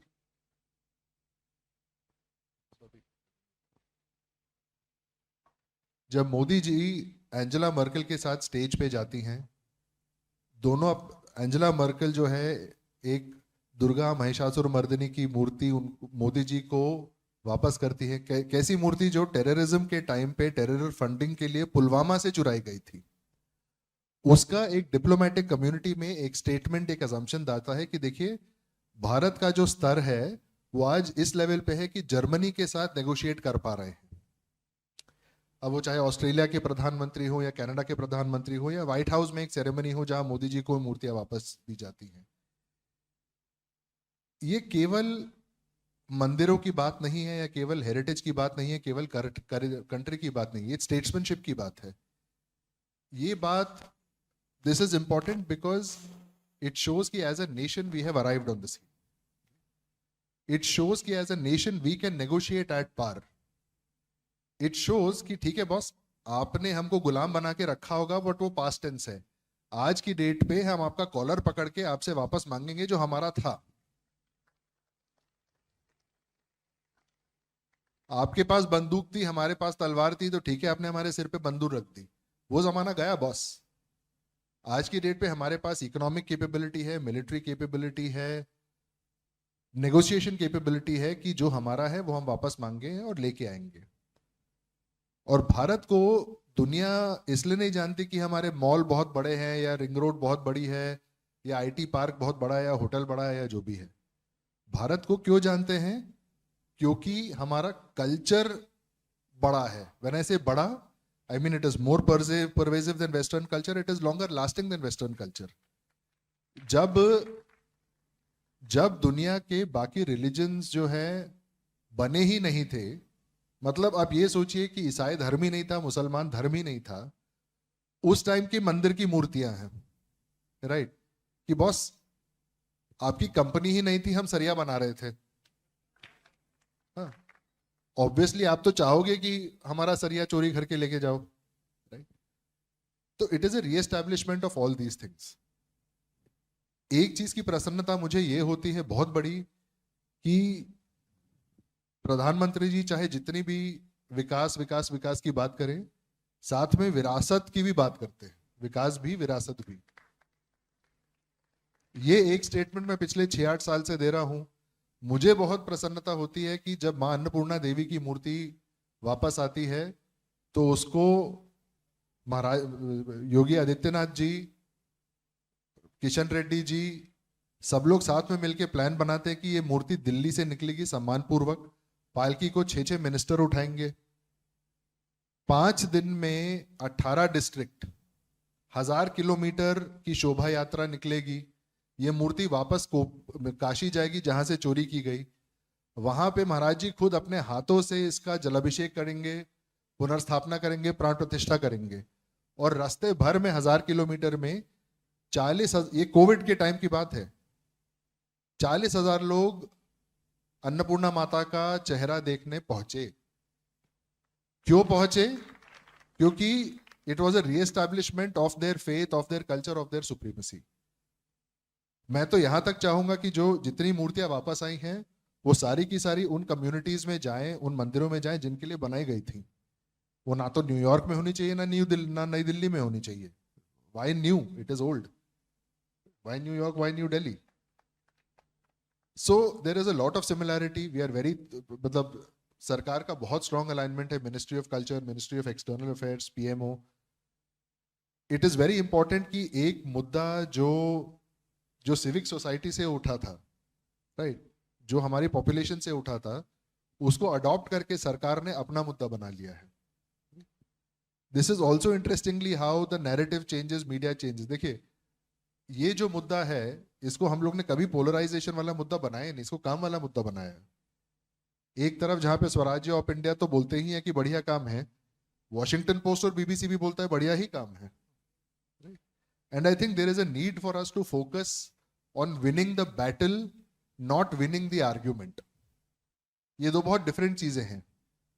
हमें ये सोचना पड़ेगा कि बॉस, हमको जो है जंग जीतनी है या हमको आर्ग्यूमेंट जीतना है, डिबेट जीतना है। जिस दिन हमारा फोकस ये हो गया कि we need to win the battle, not the argument, हमारा जो श्रेष्ठ भारत है वो अपने आप ही बाहर निकल के आएगा। एक ऐसा मुद्दा है, जैसे मुझे बहुत प्रसन्नता होती है ये बोलने में कि क्योंकि मंदिरों का और विरासत का और कल्चर का मुद्दा है, ऑब्वियसली भाजपा तो सपोर्ट करेगी ही करेगी। उसी समय पे Congress, Telugu Desam party, AIDMK type की पार्टियों ने इस मुद्दे के बारे में पार्लियामेंट में खड़े होकर सवाल पूछा है कि सरकार और क्यों नहीं कर रही है इस मुद्दे में। आप वहीं देखिए, जहां पे 10 साल पहले कोई इस मुद्दे को उठाना ही नहीं चाहता था, आज की डेट पे रूलिंग पार्टी, ऑपोजिशन पार्टी दोनों सपोर्ट कर रहे हैं। So called right wing media, so called left wing media, दोनों ही सपोर्ट कर रहे हैं। भारत के बाहर भी सपोर्ट है, भारत के बाहर, अंदर भी सपोर्ट है, बाहर भी सपोर्ट है। And I think we need to do more of these endeavours जो सिविक सोसाइटी से निकले, सरकार को एक प्रॉपर तरीके से प्रेजेंट की जाए एंड सरकार उसको अडॉप्ट करके देश का एजेंडा बना ले, ताकि ये 100, 200, 500 लोगों का एजेंडा ना हो, ये देश की सबसे बड़ी ओल्डेस्ट डेमोक्रेटिक इंस्टीट्यूशन का एजेंडा बने। So that way I feel blessed, madam. Definitely.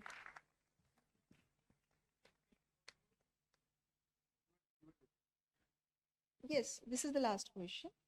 I have got the note.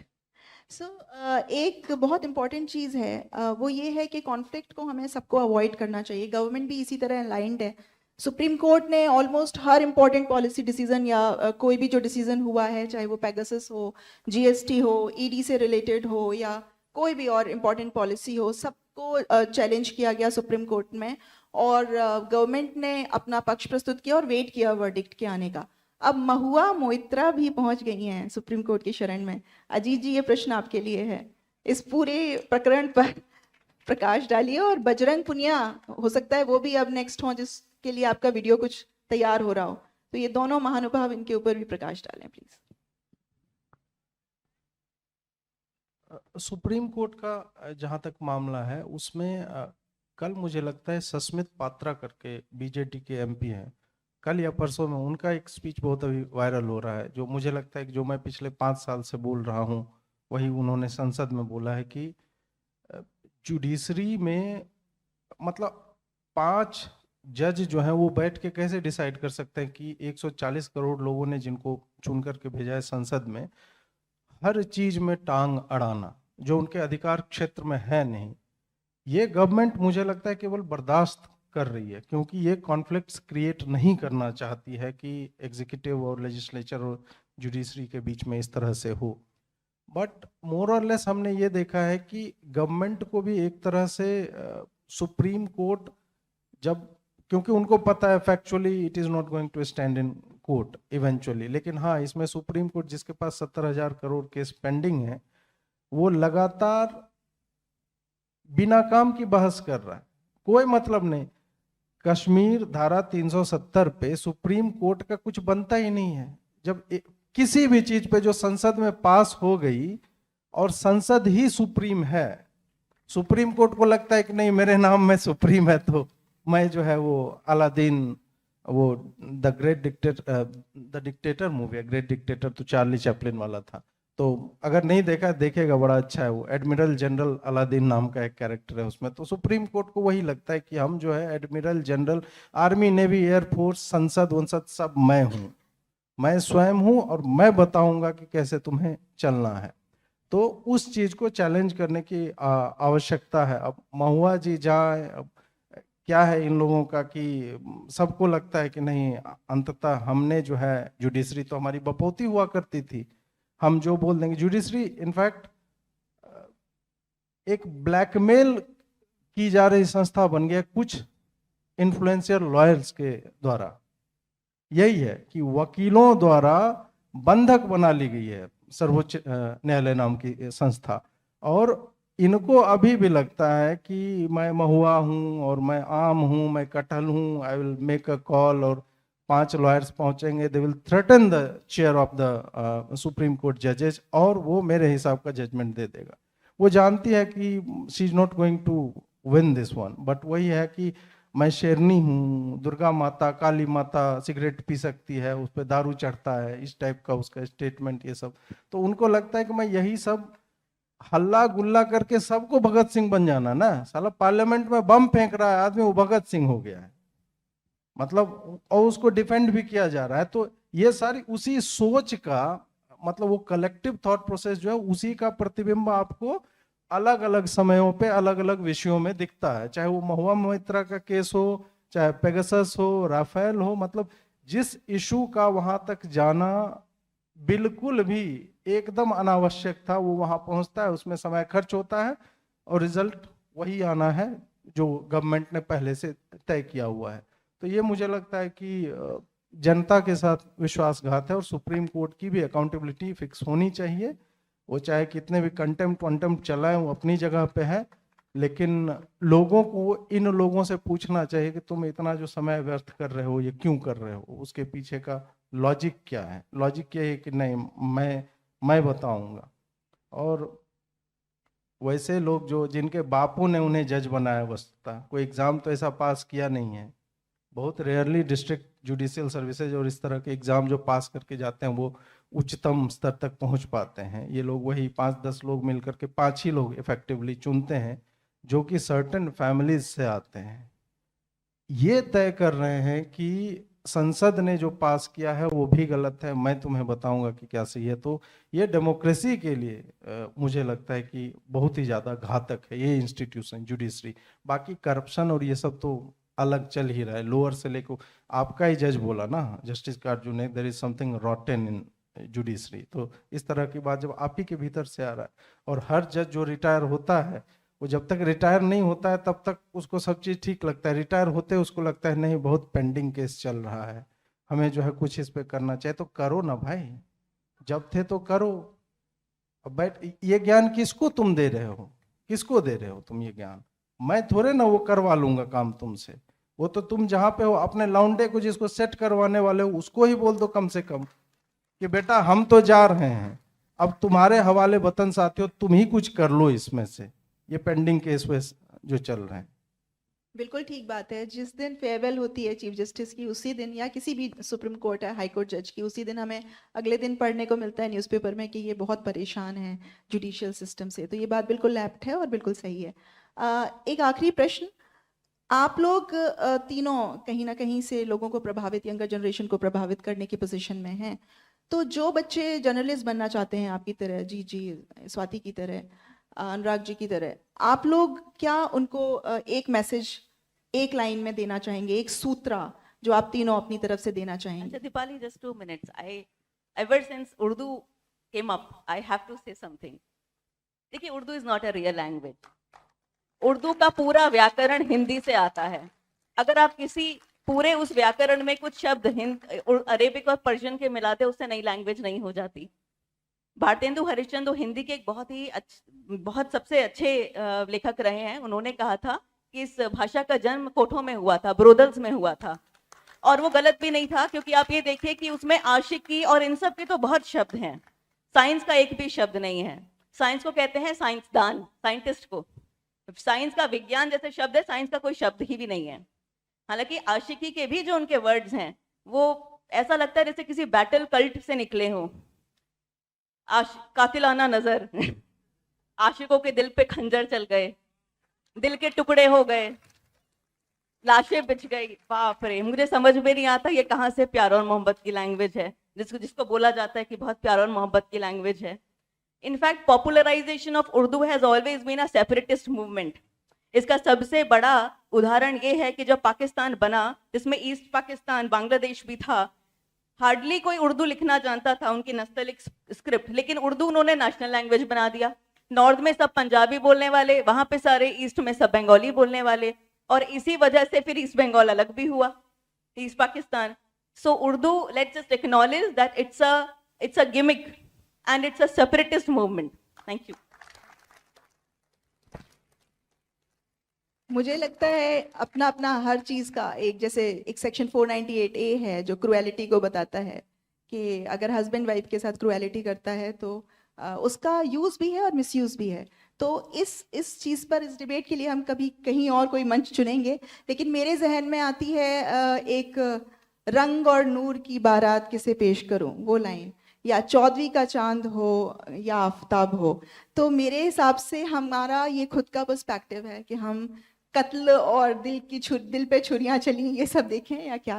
I am coming to the question, the last question, the sutra that you want to give to the younger generation. Ajit ji, मेरे से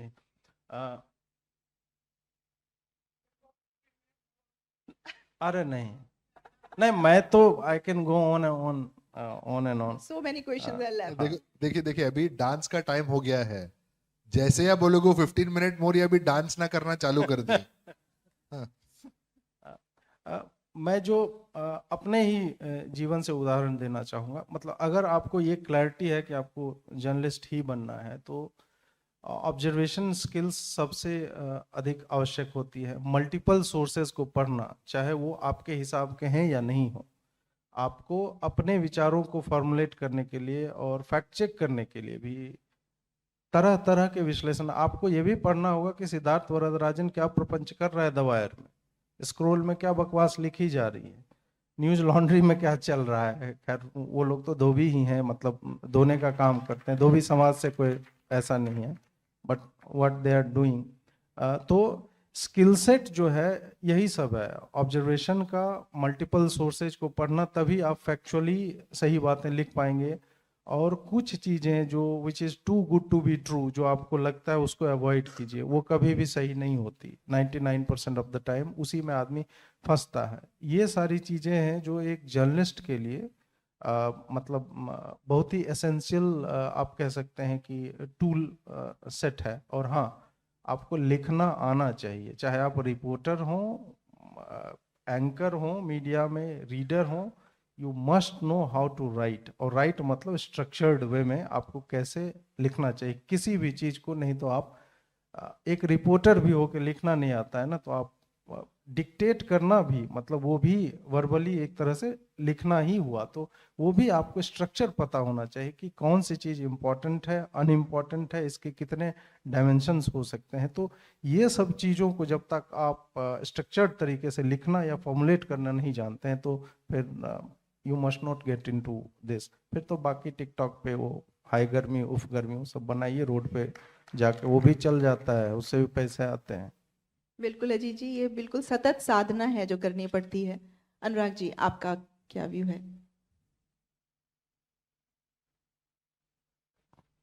देखिए हमारा,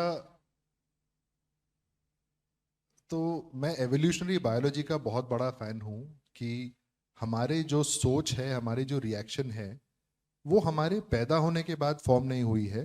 वो पिछले कई generation से, पीढ़ियों से, सदियों से हमारे डीएनए का पार्ट है। किसी भी इंसान का जब वो ऑफेंड होता है, महिला हो, पुरुष हो, बच्चा हो, बच्ची हो, सबसे पहला रिएक्शन होता है ट्रिगर होना। मैं भी बहुत अधिक ट्रिगर हुआ करता था। Every time I would see somebody betray me या बी अनफेयर और दिस और दैट। आज सुबह गुरु प्रकाश जी जो यहाँ बैठे हैं, उन्होंने बहुत अच्छा एक स्ट्रक्चर दिया। Thought politics, organisational politics, electoral politics. I think that is a very good way of looking at even careers, even narrative battles, cause battles, any of those kind of things. तो अगर कोई media में, journalism में, writing में, या आई would से content creation में घुसना चाहे, my one first advice would B, या बच्चा ही नहीं, हम, it could be any of us, कि पहले प्लीज रियलाइज कीजिए कि आप ट्रिगर हो रहे हैं। जिस दिन आप ट्रिगर हुए, you have become, you have served the purpose of the person who is trying to trigger you. जो आपको प्रोवोक करना चाह रहा है वो सक्सेसफुल हो चुका है जब वो आपको प्रोवोक कर पाए। वो आपसे ये रिएक्शन चाहता है कि आप उसको जाके ऑनलाइन गाली दो, राइट? तो my first advice would be कि ट्रिगर मत होइए। You don't have to be an avenger. उसमें Iron Man, Hulk, Spiderman, Captain America बनने की कोई आवश्यकता नहीं है। आप चाचा चौधरी बनिए, चाचा चौधरी बनिए। इसको एक strategic response, thought out response दीजिए, जो एक रैशनल लेफ्ट ब्रेन रिस्पॉन्स हो, ना कि quick right brain emotional response. अगर आप वो करना चाहेंगे, रैशनली रिस्पॉन्ड करना चाहेंगे, तो काफी स्ट्रक्चर्स हैं, काफी एवेन्यूज हैं, काफी प्लेटफॉर्म्स हैं जहां पे हम वो कर सकते हैं। That would be far more influential. जहां से मैं आता हूं वहां पे, देखिए उत्तर, मैं प्रयागराज से हूं। वहां पे सबसे बड़ा एक अचीवमेंट अपने किसी भी इंसान के लिए ये होता है कि आप स्थित प्रज्ञ रहो, कि सामने वाला चाहे जितना भी अनफेयर हो, चाहे बाहर गर्मी हो, ठंड हो, आपको खाना मिले ना मिले, कोई आपसे अच्छे से बात कर रहा हो ना कर रहा हो, आप स्थित प्रज्ञ हो। आपके मूड में, आपके इमोशन में, आपके बिहेवियर में, रिएक्शन में कुछ फर्क नहीं, कुछ अंतर नहीं होना चाहिए। To do that takes a lot of sadhana, and I would say everybody needs to go through this sadhana. चाहे आप कंटेंट क्रिएट कर रहे हो, चाहे आप लिख रहे हो, चाहे आप सोशल मीडिया पे कुछ पोस्ट डाल रहे हो, यूट्यूब पे डाल रहे हो, या अगर आप रिस्पॉन्ड भी कर रहे हो। जिस दिन आपने जाके सामने वाले को गाली दी, आपने उसको विक्टिमहुड क्लेम करने का मौका दे दिया।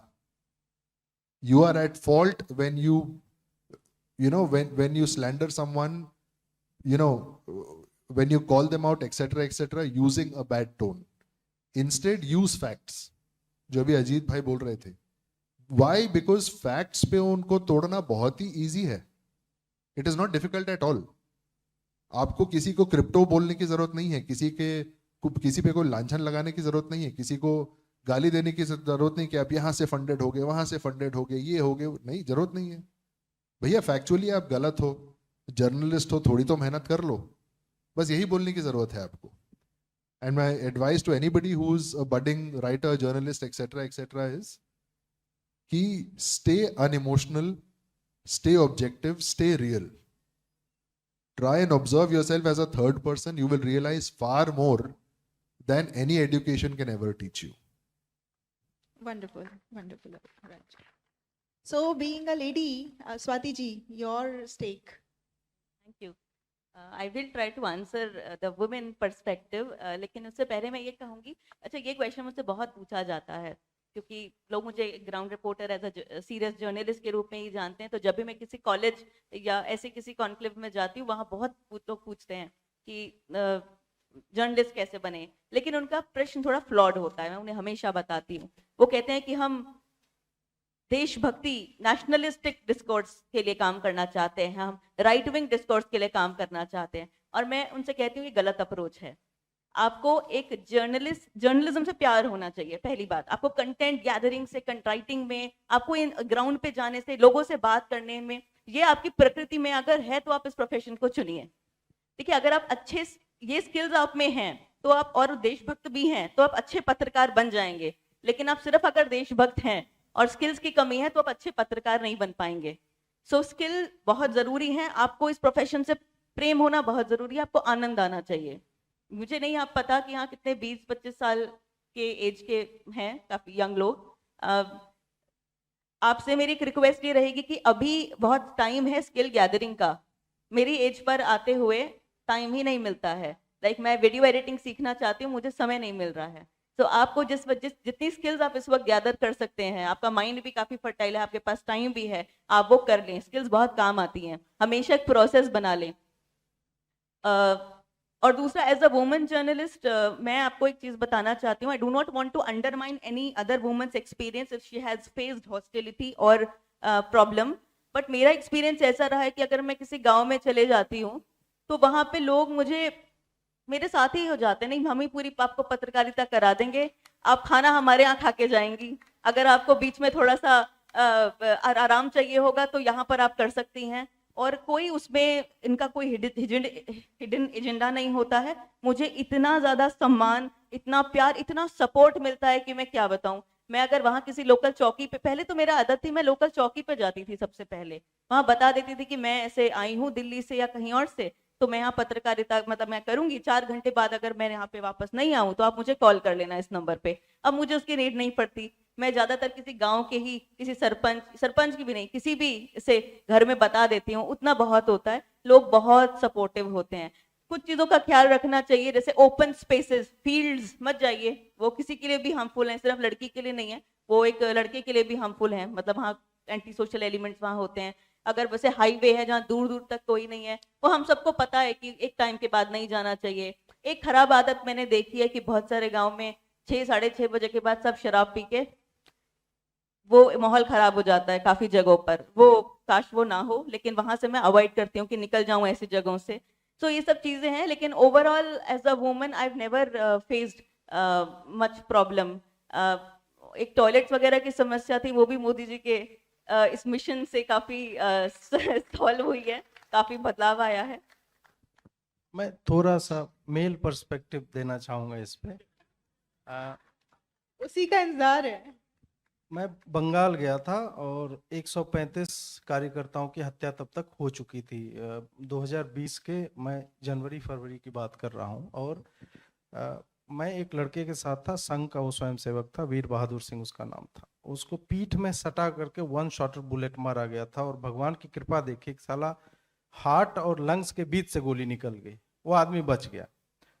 वो जो है वो जा रहा था, और आप इमेजिन करो कि सबसे स्केरी सिचुएशंस कैसे कि आप जामा मस्जिद वाले इलाके में जा रहे हैं अकेले और आपको लोग घूर रहे हैं। या फिर मैं दरभंगा का उदाहरण देना चाहूँगा, जहाँ मिनी पाकिस्तान और इस तरह की चीज़ों मतलब लोगों में व्याप्त है उस तरह का। तो जब when you can feel those eyes on your body. मैं जा रहा था उस लड़के के साथ, पीछे मेरा कैमरा मैन हो गया और ऑडियो वाला ये सब जा रहा था, और हम लोगों ने जानबूझ करके गैप्स बना रखे थे कि हम एक ग्रुप में ना दिखें। मैं जा रहा था और 3 मुस्लिम लड़के वो देखने से लग गया, और फिर जो उन्होंने बोला उससे तो कंफर्म ही हो गया कि पिछली बार बच गया था, इस बार नहीं छोड़ेंगे। ये आप सुनिए, और सुनेंगे ना सूख जाएंगे आप। और उस गली से होते हुए तो जो ये ओपन स्पेसेस और ये सब की बात करें, ये सब रियल लाइफ थ्रेट्स हैं। इनफैक्ट सराय काले खां में एक दंगा हो गया था, वाल्मीकि समाज की एक लड़की थी, उसको संभवतः खींच लिया था मुसलमानों ने, इसी तरह का कुछ था। वहां पर भी वो टिपिकल 4 फीट भी मैं ज्यादा बोल रहा, एक बाइक वहां से निकल जाए उस तरह की गलियां वहां पे वो समुदाय, वहां पर भी आपको फील हो जाएगा you are not wanted here.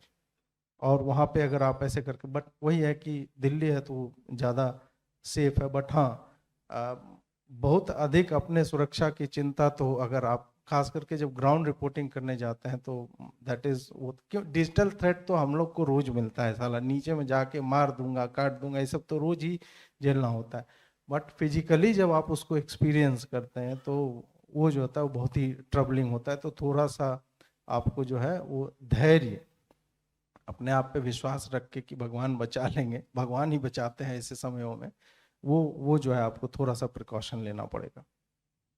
सत्य, साहस, समर्पण और साधना, यही क्रक्स निकल के आया है। Now it's the question answers round. Volunteer mic लेकर के पहुंचे, हैंड्स रेज करिए प्लीज। और रिक्वेस्ट है कि सिर्फ क्वेश्चंस पूछेंगे, टाइम क्योंकि हमारे पास पॉसिटी है, सो प्लीज बी क्विक। आप चाहें तो आगे भी आ सकते हैं और अपने क्वेश्चंस को रख सकते हैं। केवल 5 मिनट का समय है, सवाल के भी जवाब पूरे होंगे। अभी सोशल मीडिया की एक ऑल्टरनेट मीडिया की बात हुई अभी इस डिस्कशन में, तो एक टर्म कॉइन किया गया व्हाट्सएप यूनिवर्सिटी, आप सबने सुना होगा। तो ये जो अपने बड़े प्रिय मदेश के महान पत्रकार रवीश कुमार जी, जिनको कभी कभी मैं प्यार से रवीश कुमार भी कह देता हूँ, तो वैसे लोगों ने ये सोशल मीडिया के लिए जो व्हाट्सएप यूनिवर्सिटी टर्म ये किया है, इसके पीछे क्या मानसिकता है और ये इतने जले और चिढ़े हुए क्यों हैं व्हाट्सएप यूनिवर्सिटी से, और व्हाट्सएप यूनिवर्सिटी में बुराई क्या? रवीश को जो आप रवीश बोल रहे हैं उसका कोई भी वीडियो देखिए, वो खुद को ही रवीश वो बुलाता है, और मैं बहुत सीरियसली बोल रहा हूँ, उसका एक भी video, he can't even pronounce his own name, वो कभी नहीं बोलता नमस्कार मैं रवीश कुमार, जो दीर्घ ई की मात्रा लगता है, नमस्कार मैं रवीश कुमार, यही वो बोलता है। तो एग्जैक्टली और जो ये टर्म्स की बात कर रहे हैं ना आप, व्हाट्सएप यूनिवर्सिटी, गोदी मीडिया, जब आपकी स्वीकार्यता खत्म होने लगती है समाज में, फिर आप अपने डिफेंस में इस तरह की बातें लेकर के आते हो, you outrightly try to dismiss the guys who are trying to counter you out. तो उसके गोदी मीडिया कहने से या व्हाट्सएप यूनिवर्सिटी कहने से, उसी व्हाट्सएप यूनिवर्सिटी इसलिए भी कहता है उसकी दुकान बंद हो गई उसके कारण, क्योंकि व्हाट्सएप पे जिस पेज से इंफॉर्मेशन फैलता है, ठीक है मिस इन्फॉर्मेशन भी फैलता है, बट ऐसा नहीं है कि इंफॉर्मेशन नहीं फैलता है और लोगों के क्लिप्स वहां तक नहीं पहुंचते। तो इस कारण से उसको इस तरह के टर्म्स, जो वो दूसरे तरह के विचारधारा के लोगों को या जो उसको काउंटर करता है उसको डिमीन और डिमोरलाइज करने के लिए इस तरह के टर्म्स का, तो वही जो मैंने बोला कि ये लोग अपनी परिभाषाएं और शब्दावलियां जो है ये स्वयं ही डिवाइस करते हैं और फिर खुद ही में नाचते हैं कि अरे गजब मैंने गोदी मीडिया कहा। अब मेरे चाटुकार जो हैं वो देशभक्त भाई भी गोदी मीडिया कहेगा, अभिनंदन शेखरी भी कहेगा, बाकी लोग भी कहेगा अरे रवीश जी क्या गजब आपने कह दिया, कलम तोड़ के फेंक दीजिए रवीश जी, अपना लिप्स उखाड़ के फेंक दीजिए, क्या बोल दिया आपने। तो इस टाइप का, तो ऐसे लोगों को सीरियसली नहीं लिया जाना चाहिए, nobody takes them seriously anymore. Obviously उसी का तो एस्पेक्ट है।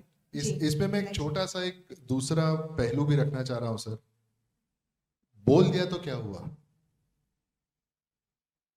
Why does it make a difference to us? बोल रहा है सामने वाला, बोलने दो, अपन अपने काम से काम रखो। सामने वाले में कोई कुछ ना कुछ इनसिक्योरिटी है, इनएडिक्वेसी है, तभी तो वो प्रोजेक्ट कर रहा है कि आप व्हाट्सएप यूनिवर्सिटी से हो, ये हो, वो हो, व्हाटएवर इट इज। वो सामने वाले का काम है, वो उसका कैरेक्टर दिखा रहा है, वो उसकी मेंटेलिटी दिखा रहा है, बोलने दीजिए उसको, अच्छी बात है। मैं तो बताऊं, एक तो मैं दिल्ली थोड़ा कम जाता हूं क्योंकि वहां की ना हवा मुझे सूट होती है नाक वाली, ना वहां का माहौल मुझे सूट होता है जैसी बातें होती है। हर बार जाता हूं तो कोई नया आदमी बोलता है कि यार पता है अनुराग तुम्हारे बारे में सो एंड सो ऐसा ऐसा कह रहा था। हर तरह का स्लैंडर, हर तरह का बकवास, हर तरह की डिमोटिवेटिंग चीजें, डेफेमेशन, डेफेमेटरी थिंग्स।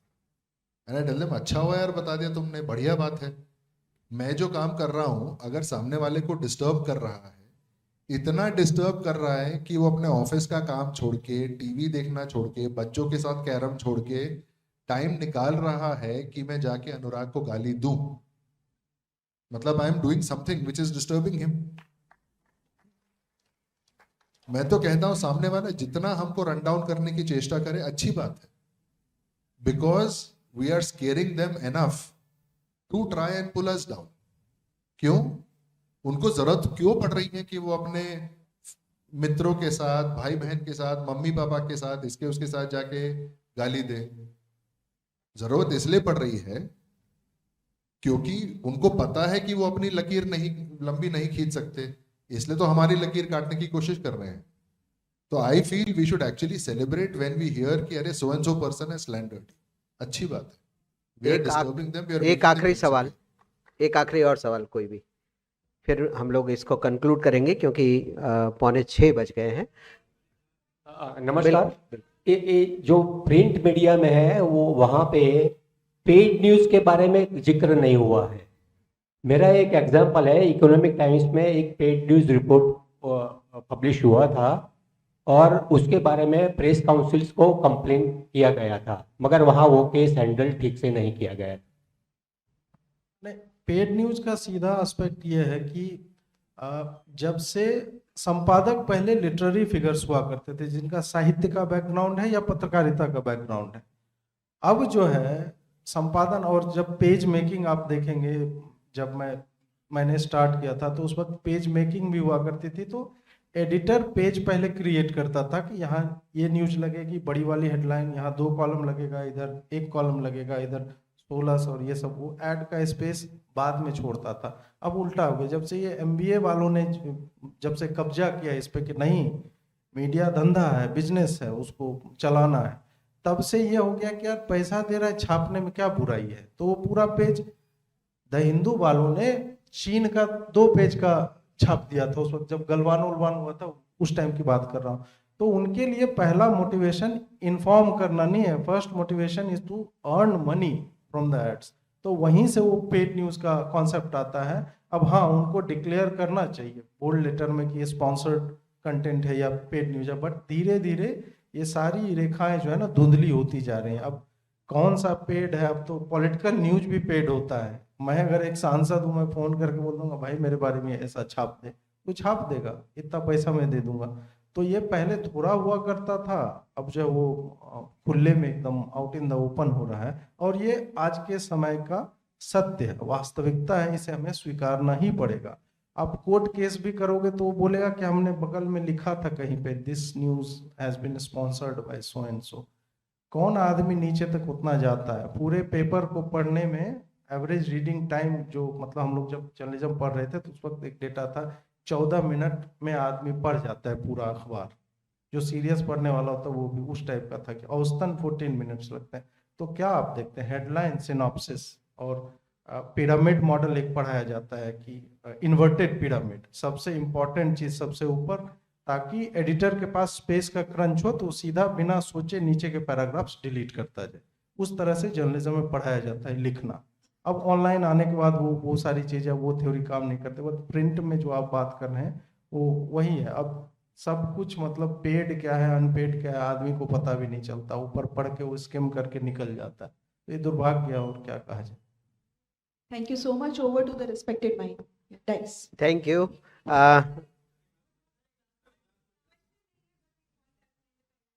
अच्छा, आप महिला हैं इसलिए आपको मौका है। that but as an independent journalist, क्योंकि एक मीडिया का पैनल है और ये क्वेश्चन स्टेज पे पूछा गया, इसलिए मैं थोड़ा सा बोलना चाहूंगी कि आज के समय पे जहाँ पे समय आपका सबसे ज्यादा मूल्यवान चीज है, independent journalist like Ajit Bharti या स्वाति, हम लोग अपनी जिंदगी ये काम करने में लगा देते हैं जो शायद कोई और ना कर रहा हो। तो अगर पेटीएम या वहाँ पे गूगल पे में अगर आप 100 रुपये 150 रुपये अगर आप हमारे को कंट्रीब्यूट कर सकें, तो हम उन शक्तियों से फाइट कर रहे हैं जिनके पीछे करोड़ों की फंडिंग होती है।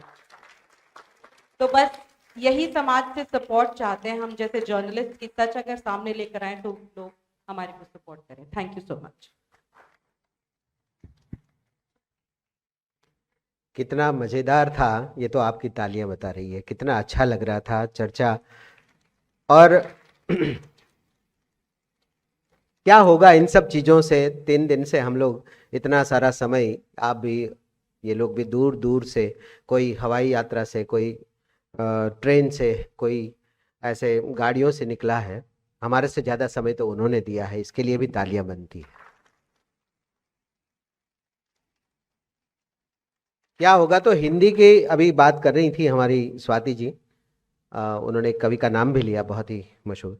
तो मैंने कहीं पढ़ा था कि मंथन कर हल निकलेगा, आज नहीं तो कल निकलेगा। मंथन कर हल निकलेगा आज नहीं तो कल निकलेगा, निशान लगा अर्जुन सा लक्ष्य रख। निशान लगा अर्जुन सा लक्ष्य रख, मरुस्थल में भी जल निकलेगा, आज नहीं तो कल निकलेगा। ये सूरत लिटरेरी फेस्ट का यही है। और जो कुछ रुका रुका सा है, जो कुछ थमा थमा सा है, भारती जी, जो कुछ रुका रुका सा है, जो कुछ थमा थमा सा है, चल निकलेगा, आज नहीं तो कल निकलेगा। धन्यवाद। आइए इन सब का बहुत बहुत धन्यवाद करें। लेकिन मैं सभी हमारे वक्ताओं से और दीपाली जी से निवेदन करूंगा कि वे यहीं बने रहें। एक विशेष अवार्ड हम यहाँ पर प्रस्तुत करना चाह रहे हैं सूरत लिटरेरी फाउंडेशन की ओर से बहन स्वाति गोयल शर्मा को। तो मैं इस अवार्ड प्रदान के लिए, उससे पहले मैं, दीपाली जी आपने AMU से पढ़ाई की है ऐसा बोला आपने, है ना? हाँ, तो AMU का फुल फॉर्म कितने लोग जानते हैं? अलीगढ़? अच्छा, मैं समझ रहा था कि आनंद मिल्क यूनियन। हम गुजराती हैं भाई। अगर वहां एक L लगाने वाला कोई मिल जाता अलीगढ़ में तो वहां पर भी अमूल होता।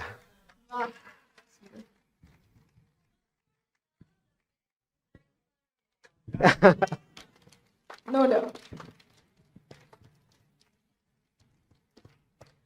जरूर मिलेगा, मैं प्रतीक्षा करूंगा, मोदी जी जब देंगे तब लूंगा। चलिए, हाँ जी सर, हर जगह लिखा मिलता TNC अप्लाई। आज नहीं तो कल मिलेगा, मिलेगा जरूर। मैं यहाँ पर स्वाति जी के सम्मान के लिए निवेदन करना चाहूंगा। हमारे इस ऑर्गेनाइजिंग कमेटी के मार्गदर्शक सलाहकार हमारे गुरुवर्य ऐसे दिनेश जी पटेल को कि वे मंच पर आएं, और स्वाति जी, आप और हमारे सारे वक्ता और दीपाली जी से निवेदन है कि वे साथ में रहें। आप बीच में आए स्वाति जी, मोती निकालना है हमें। श्रीमती स्वाति गोयल शर्मा जी को ये अवार्ड उनकी निर्भीक पत्रकारिता व स्पेशली खोजी पत्रकारक हैं कारिता के लिए दिया जा रहा है। खोज बहुत करती हैं और आपकी तालियां तब ज्यादा बजेगी जब मैं आपको बताऊंगा कि जमीन पर उतरकर तो सारे पत्रकार ढूंढ निकालते हैं, उनको प्रणाम करते हैं, लेकिन जमीन के नीचे उतरकर कुरेद कर सत्यान्वेषण करने वाली ये पत्रकारिता जो है वो है स्वाति गोयल शर्मा। उनके लिए यह विशेष सम्मान। और सूरत, आप सबको तालियों के साथ बताना चाहूंगा कि सम्मान पत्र, यानी कि उनको हमने प्रशस्ति पत्र है, उनके सम्मान के लिए एक छोटा सा सूरत की ओर से प्रेम पुष्प की तरह से प्रशस्ति पत्र अर्पण करते हैं सूरत लिटरेरी फाउंडेशन, जिसमें पुरस्कार राशि 1 लाख रुपया अर्पण किया जा रहा है।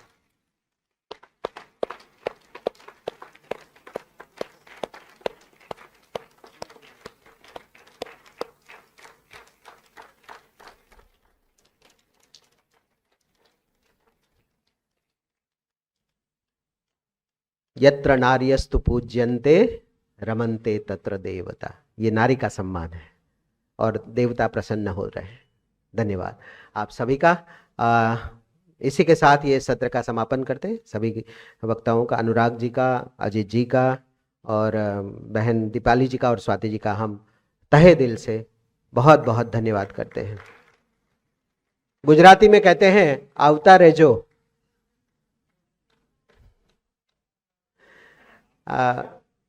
चाय का एक विराम है यहाँ से, और विराम के साथ हम लोग 15-20 मिनट में फिर वापस इसी मंच पर समापन का अद्भुत यहाँ पर मंचन होगा, और जिसे हम क्लोजिंग सेरेमनी कहते हैं, लेकिन मैं कहता हूँ कि अगले वर्ष का ओपनिंग यहाँ से होने वाला है, उसका आगाज यहाँ से करेंगे। आप सभी से निवेदन है, फिर से पुनः जितना जल्दी हो सके आप लोग अपना चाय पान करके वापस आइए। धन्यवाद।